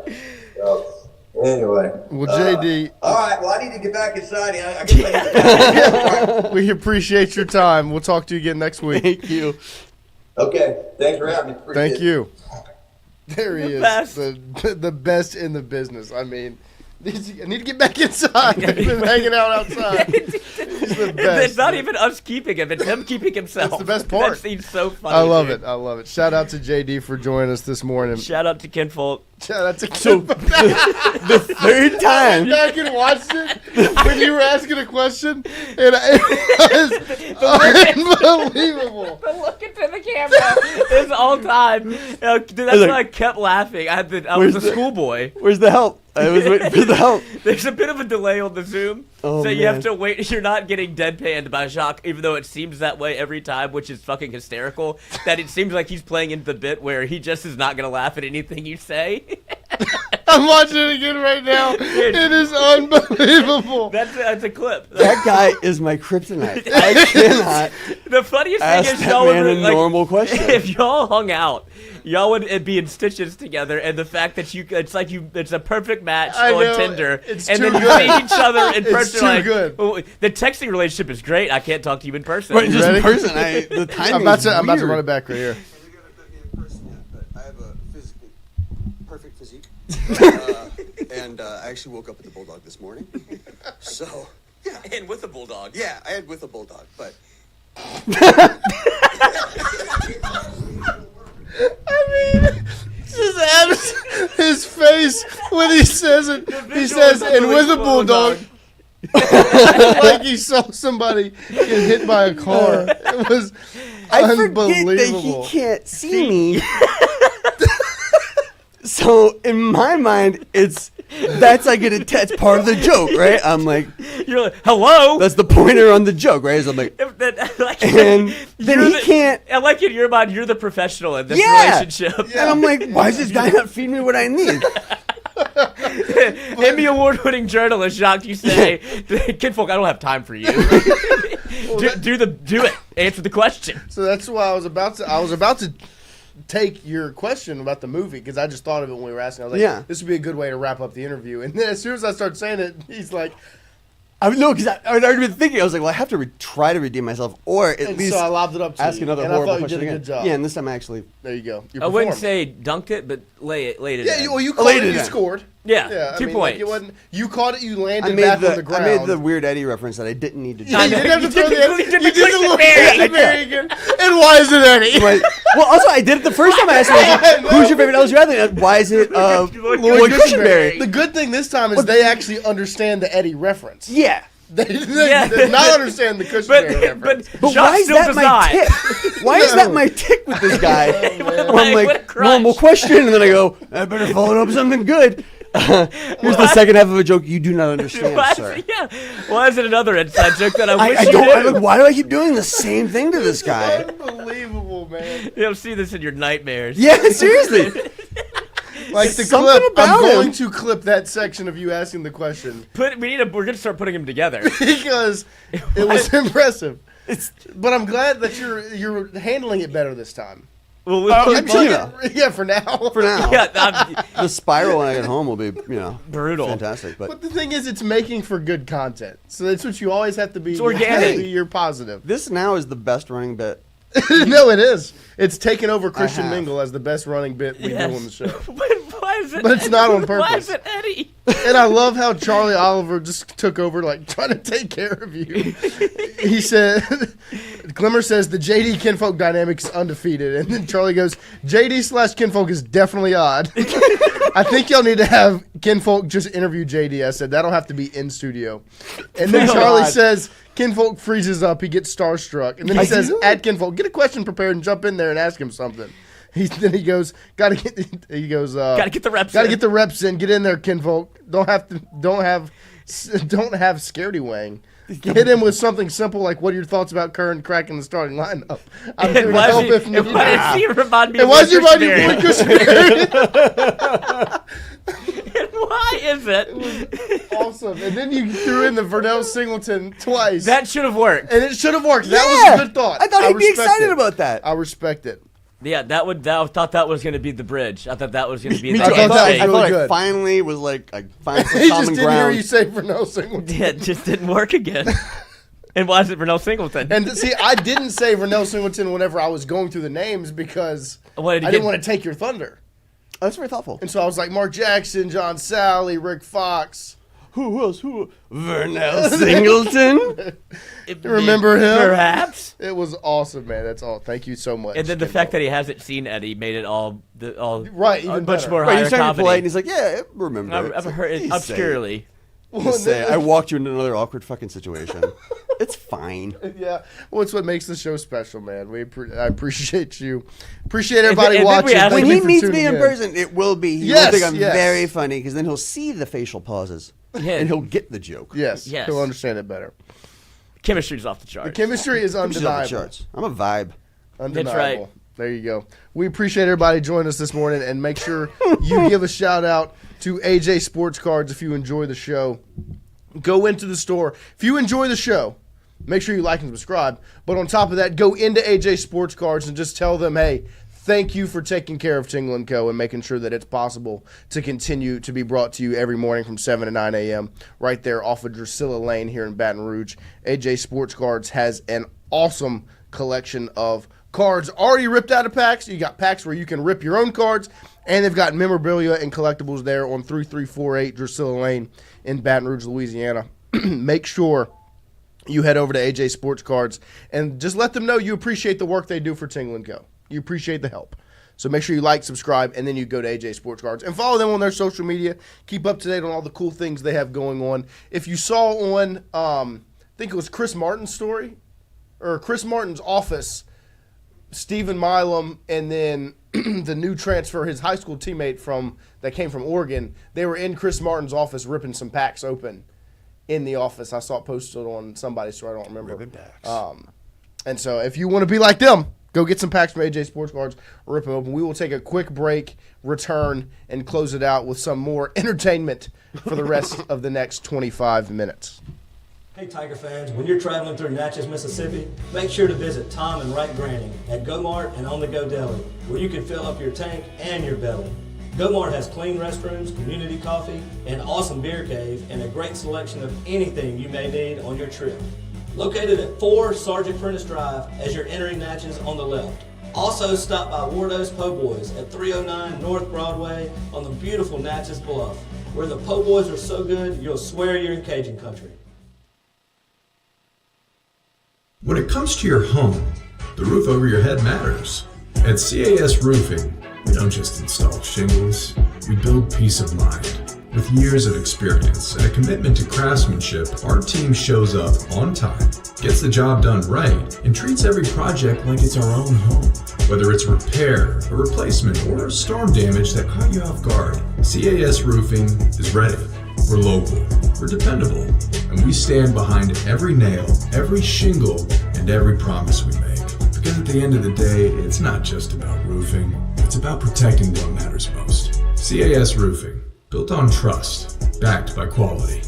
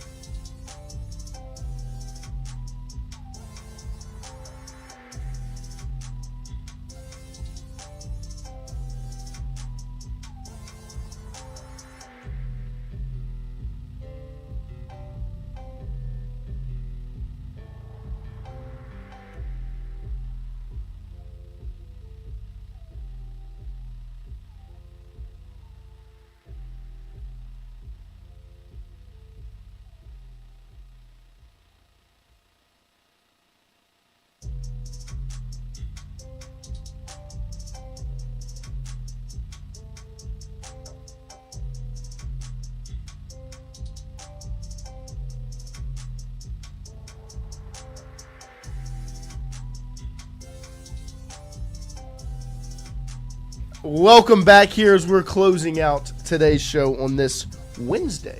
Would here on you Tingle and Co. rather the Lloyd Cushenberry moment or the touch on the neck? Oh, the touch on the neck was just I should have internal warned strife. y'all because I knew the gentleman that was The- doing the the touch on the wet-handed neck. bandit? That he was an eclectic person, and you might run into some awkward positions. The Cushenberry moment. You didn't like the hand on your neck. We stayed some physical distance from the cushion, to absorb contact. Yeah, the emotional blow. But yeah, the finger on the neck put me into it. At Like least- an actual psychological spiral for about 45 minutes. He was like, I thought he had swallowed a bug. I was like, what is wrong with You you? were like, what's wrong? I was- And then you started lashing out at me. I was like, I didn't do anything. Like, over there talking to your friends. I was like, why aren't you here protecting me? I was like, I don't know what happened. I don't think I want to do this anymore. It was a great moment at a watch party at the Golf Suites, which we will be back to. What kind of hat is that? Yeah, I can do the whole thing. I can do all the questions you want, but I won't. We will still be in the Golf Therapy. Suites for football season. Did you talk about it? Away games, we'll do watch parties. Home games, post-game show. We may or may not have some special guests with us there. We're still kind of working through. This is what we thought would happen. The bumps in the roads there. But make sure for LSU football home games, you join us post-game. And for away games, minus Clemson, you come join us and watch the game with us. So Ole Miss, I think, is the first away game after Clemson. We will be live at the Golf Suites in the bar, hanging out, watching some LSU football. And then obviously after it's La Tech, Southeastern, and Florida are the home games that we will have post-game shows as well. So make sure you join us at the Golf Suites. As it is 8:40 a.m. this morning, we are rolling on through, getting ready for fall camp this week, getting kicked off today. I think in about an hour they'll get back to practice. H-Town Creole, welcome back. It's good to see you again, my friend, as he messaged in and said that he didn't realize that the show had changed. He said, what's cracking? Didn't know the show changed. My bad. Hey, no worries. Welcome back. Glad that you made your way back to us. As we are getting ready to kick off football season. Super excited about the first ever football season for Tingle & Co. Obviously, we got baseball off to a great start with Tingle & Co. underway as baseball wins their 8th national championship, second in 3 years as Tingle & Co. got kicked off. And I'm about to check that subscriber count. We're at 9,927. So we went up 26 subscribers yesterday, but we still have, 73 to go until we hit 10,000. So 1 month exactly, we need 73 more subs to get to 10K. in a day. I know. That's a good good. rate. It's a good number. So we need about People are 73 stealing more phones.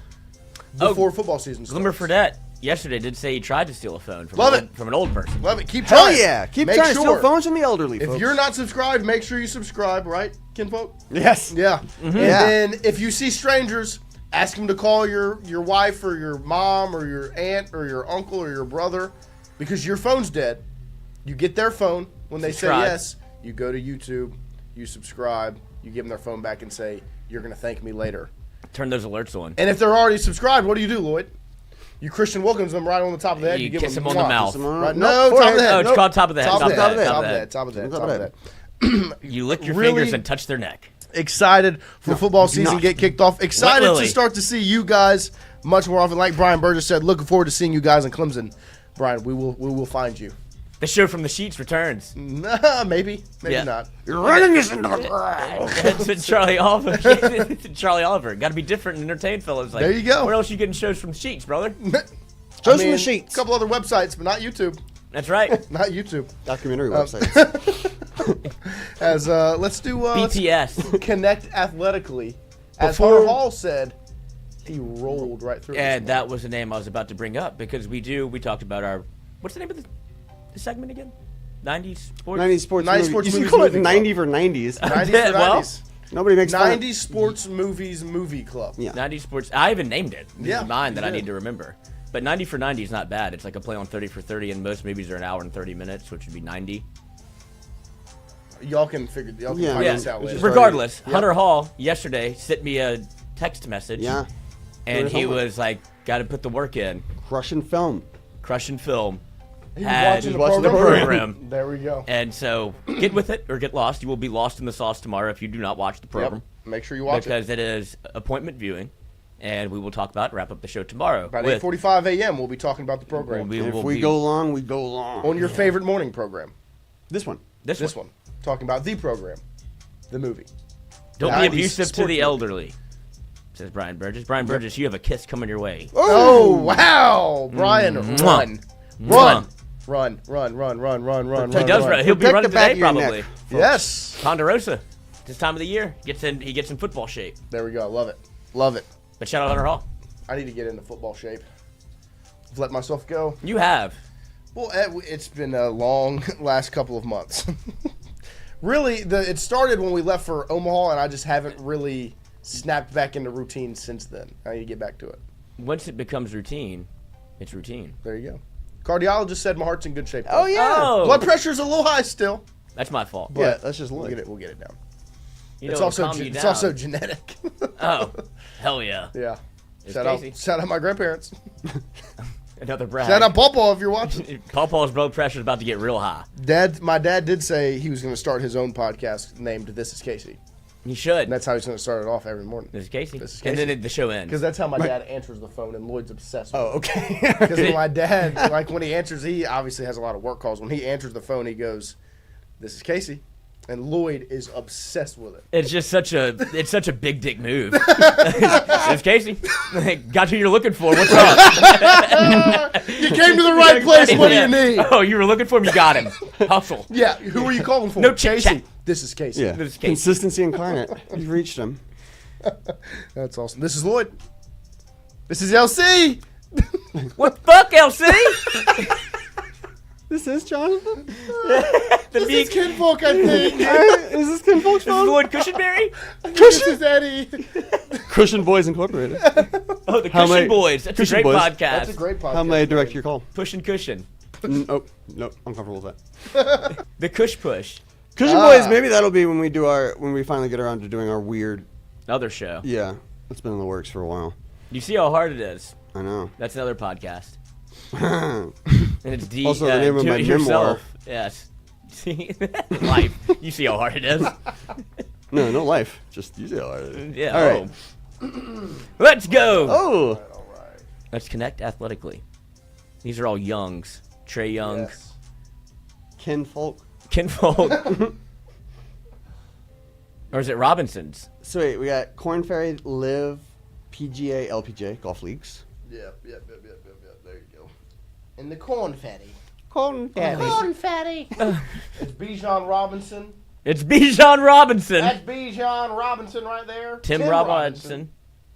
So wait, I had Bijan and CeeDee Lamb on my dynasty team, and so great job. I know, but that my name last year was gonna pay off forever. What was the team name? Bijan Benet Lamsey. Did you go missing in the playoffs? I did. As a matter of fact, I fucking did. That is the best. I've never. Most of them I've heard like, oh, Bijan Mustard. Yeah, of Oh, course. no, I only do original content. Yeah. That is original. Yeah. Yes. I have to tell my mom that one because she's big on the unsolved mystery shows. She's gonna get a kick out of that one. It's the universe phone to place. Bijan Benet Lamsey. Anyway, back to the game at hand. Oh gosh. Tim, Bijan. Now I can only see Jean-Benet Ramsey. Okay, let's see. Okay. Fly out, Uh-huh. tag, force. Strike. There you go. Tim Robinson, Bijan Robinson. Tim Robinson, Ken Robinson, Ryan Robinson. These are we don't know these right now. Also, I doubt they're putting comedian Tim Robinson in the sports connection. I feel like Tim, Pack, Wiz, and Ken go together just because they're all three letters. I don't know what they stand for. It's like Wizard, Kennard, Packard. Packers, Wizards. Packers. What is a wizard? A wizard? You're a wizard, Harry. You're a wizard, Harry. Master has given Dobby a sock. Dobby is a free elf. Mustache give Dobby clothes. Trey Young. Dobby is free. This is harder than I thought. Pac-12, Tim 12, Ken 12. Let's see if the chat says anything. I feel like that they're bound to go together. Oh. Yes, the start of NBA teams. Wait. Pacers, Timberwolves, Wizards. No. What's that? The Kinfolks. The Kinfolks. What is that? I don't know. Because the first thing in my mind is Kings. the Kings. Yes. We were kings. Easy to forget about. And then Ronald, Kings. Trey, Ryan, Kingfolk. Bijan. Oh, Kingfolk. Kingfolk. Common folk. Atlanta Sports Stars. Okay. They didn't put Lou Williams in there? List is invalid. All right. There we go. We got it. Now we do the, what's our other one? Barstool Trivia. The dozen. Mash a face. The celebrity mashup. That is a great fantasy name. I can't stop thinking. That's what I've been thinking about. Kind of wanted the to whole end the time. show. Like, that was such a good name. I bring the heat. My names are never good for fantasy because I always overthink it too much. Yeah. The last time I did a name for a because I think it's almost funnier because when you do a run of original names that are actually pretty good. Like, but the last time I did it was I had Joe Mixon, who had just got caught up on camera. Yep. And I had Alvin Kamara. So it was mixing it up on camera, which was nice. That was a good one. And then now I'm just Team Lloyd Courtney. That's bad. But he's won 2 championships, and they're like, you don't even fucking name your team. Yeah. And it's like, I've just been I'm inevitable. I've just been Team Tingle for the last couple of years. Yeah, and that's it's when just you know because my interest is fading. I put too much pressure on myself to come up with something funny. Let Jonathan do it. Yeah, because like in my friend group, I'm like the pun guy, like the catch, like the quick guy, you know, the funny one. Well, no, we're all funny, but like I'm the one that's like, the second something quick-witted. Yes, and I can't. Well, I your put too friends much- aren't that smart. No, So but they can put on a heck of a roof. That's right. I tell you what, And he can run through a defense. They can run through defense. They can put a roof up, and they got a great inflatable business. My buddies. They're a good And group of Billy, guys. you'll figure it out. He's putting cabinets together. That's what he does. That's right. Some cabinet work. Young cabinet. Young cabinet. Every group needs a Celebrity turtle. mashup. Oh, my God. God! It's the guy from Modern Family. And then it's Eric what's her face, Stone Street or something. And then it's what's her face from Full House, is it not? Uncle Is it? Jesse's. What's her name? Oh yeah! Wow. The one that went to jail? Yeah, for paying like illegally getting her kid into college. What's her name from Kathy? Full House? Brinkley? No, not Brinkley. Fuck! Why can't I think of her name? Damn it. Uncle Jesse's sister. No. Boo. Wife. Boo. Baby girl. Boo. Baby mama.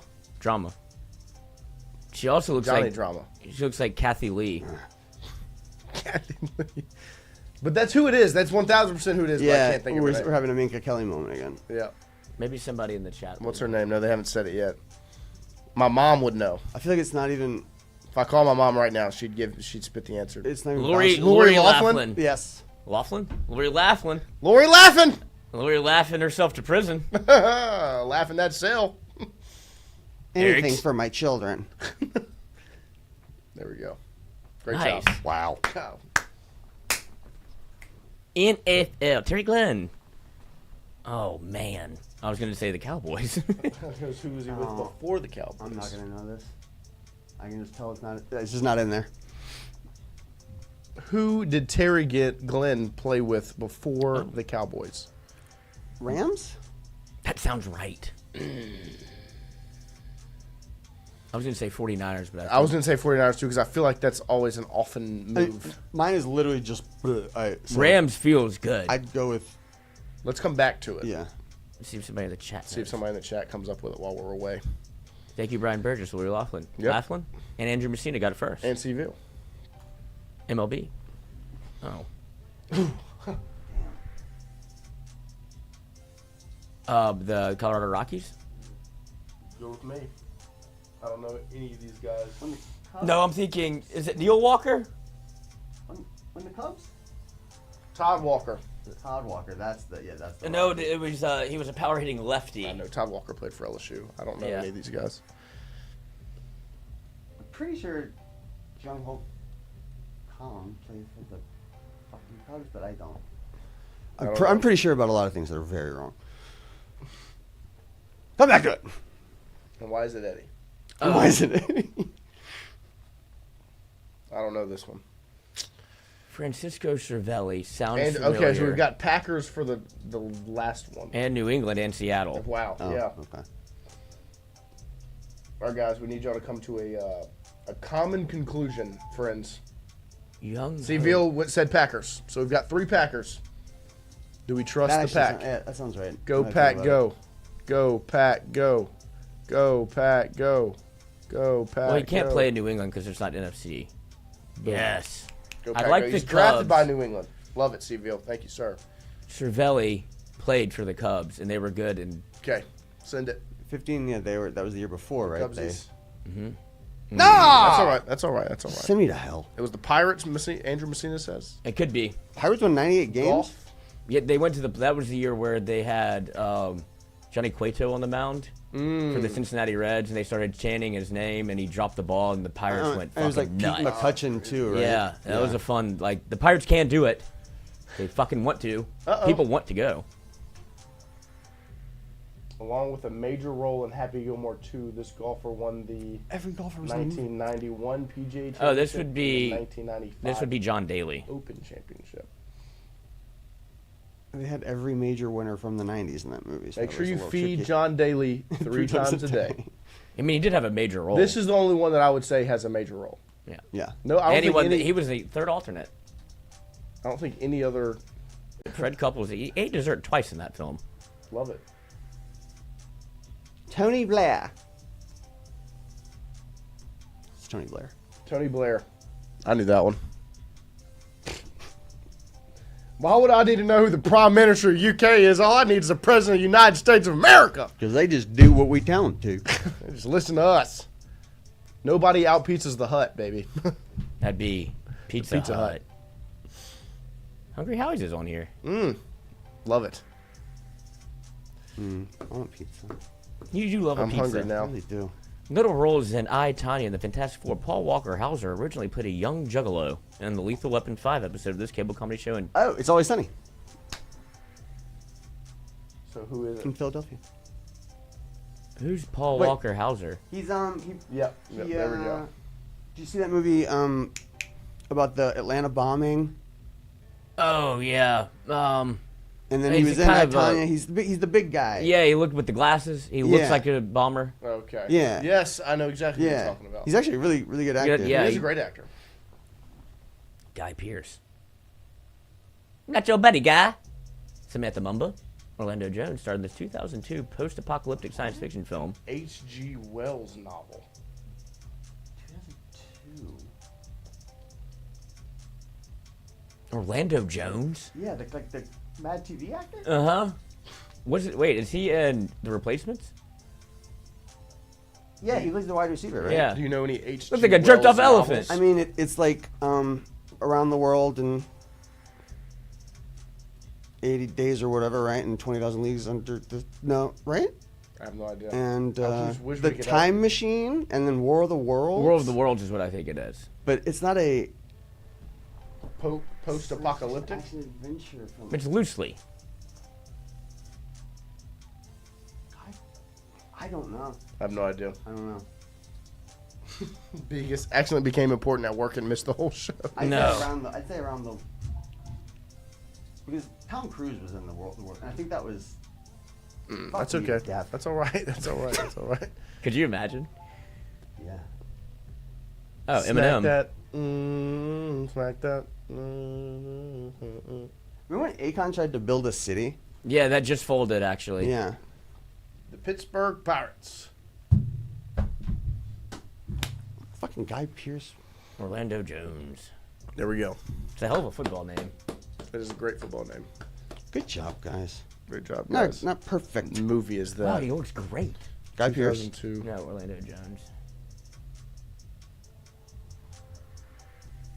With Orlando Why is Jones. David Duchovny The Time Machine. You did name You it. said say it. that. You did say it. Ooh, 28%. Yeah, Guy Pearce. Oh, Jeremy Irons was in it. Wow. that sounds like he does a different profession. Jeremy Irons? Yeah, It's like an Oscar-winning actor. he is a good-looking man. But he was in that weird movie, wasn't he? Kenny Irons ran all over Which LSU one? for Auburn. Jeremy Irons. I've never seen it. I've just heard that. I saw a TikTok about him getting like blackballed out of movies because he was played a weird role in one of them. Lolita. Oh. That was in '97. What did he Yeah, do? that's. I mean, he still gets a lot of work, but yeah, Lolita's fucking problematic. That's what I read saw on TikTok, but I didn't decide to watch the movie after. Yeah, well, if you're gonna do it, watch the Kubrick version in '62. It's more nuanced. 62. Okay. Yeah, but I don't know if I've ever watched many movies from '62. So. Yeah. 62. There you are. It's actually a great book. It's just fucked up. There you go. Well, made it to 9 a.m. this morning. LSU on the football field. Not too long after the show ends, so if players and coaches, if y'all are watching, Go get your work done in the next 30 we cover minutes. a wide range of topics sometimes on this show. we do. Huh? I mean, that's the From appeal Vladimir of the show. Nabokov to Biggest. Sport- I'm gonna have to start to Eddie. Eddie. I'm gonna have to start from the LSU beginning, football. but at least now I have something to listen to from 9 to 11. Yeah, this is worth listening to, or certainly watching. Yes, for definitely one worth specific watching. Moment. One specific moment about 8:01 a.m. Perfect you comedic saw. timing. About you an mean? hour Yes. and 1 minute into the show. I'm a timing-based comic who just You are. can't always. Comic? What is that? Yeah, you're like Carrot Top without the shtick. Eat ass. Get me out of here. How about JD falling into a Lou Holtz? That was a pitch perfect. He did like 5 different voices. He did a couple of Lou Holtz talking about the Notre Dame fight. Because he did like the girl doing it, and then he did that, and then he Lou hit like Holtz. 3 other Lou characters. Holtz His character respect. works very good. He does a good Joe Oliva. He does a great Joe Oliva. I come away more Great and more Paul Maneri. impressed with Jacques Great every Paul. time. Great Paul. I mean, Paul clearly, is probably I his- revere him because Who? I can't ask You him think a Paul question. is his best? Probably. He's the most confident in his Maneri. Yes. He goes into his Maneri. He doesn't even announce He it. very easily will fall into it. Anytime Maneri comes up, it's just Lou Holtz is now up there. Lou Holtz was That good. was really good, though. Sweet Lou Holtz. Oliva is good. There's one that he does that I can't. I know. I'm thinking we're missing one. He does a good Hawthorne. Yes. He does a good Hawthorne, but we're missing a really good one that he does. Oh, his Laurence Olivier. Mm-hmm. He's working Lolita. He does a very good. His Jeremy Irons is Skip. I mean, next he's got a level. great skip. Skip. Well, Skip. Everybody does a skip. And there's some that are just really like nobody can beat Ronnie. Ronnie's Skip is second to none. Ronnie Skip is Skip. It's Skip. It is Skip. Well, the crazy thing about Ronnie is he talks like Skip now normally sometimes. Yeah, it's Like, when it's the become his character voice. acting Yeah, has become. yeah, he's a method too close to actor. the character. The Daniel Day-Lewis. Left foot. Like I'll be listening to Impressions. Ronnie speak on some radio show where he's on TV, and I'm like, he just fell at me. And my dad will look at each other like he just kind of did Skip right there. He has the best. Ooh. Yes, and it sounds. Thing is, Good noise to end the show on. You're not any good. My fault. It's my fault putting you on the mound. See, your family, your friends, all here, and you do this to me. Not your the fault. worst in the world, but you better hope he doesn't quit. What if Nick Nolte coached LSU baseball? I think it might go a little something like this. Ah, hell. Can't feel baseballs. God damn. Oh, hell. Gotta get him off that mound. Christopher Walken is the LSU football coach. If it was, I forgot to play, but it's fourth down. I was forced down. No, you go I wish for the it. defense had a tail. You could read perhaps what they were thinking. You know if they're happy. If Happy, They're sad. confident. I don't know. It's Happy Gilmore. Oh no, turn over. Oh, why'd you two? Why'd you even do one? We appreciate you guys. We'll be back tomorrow morning, 7 to 9 a.m. Oh, and we'll see play you clock. then. It's running down. Oh, I need a timeout. Call it. End the show. I'm out. Oh, of time. Show's over. Oh, fuck them. Let this watch up his ass.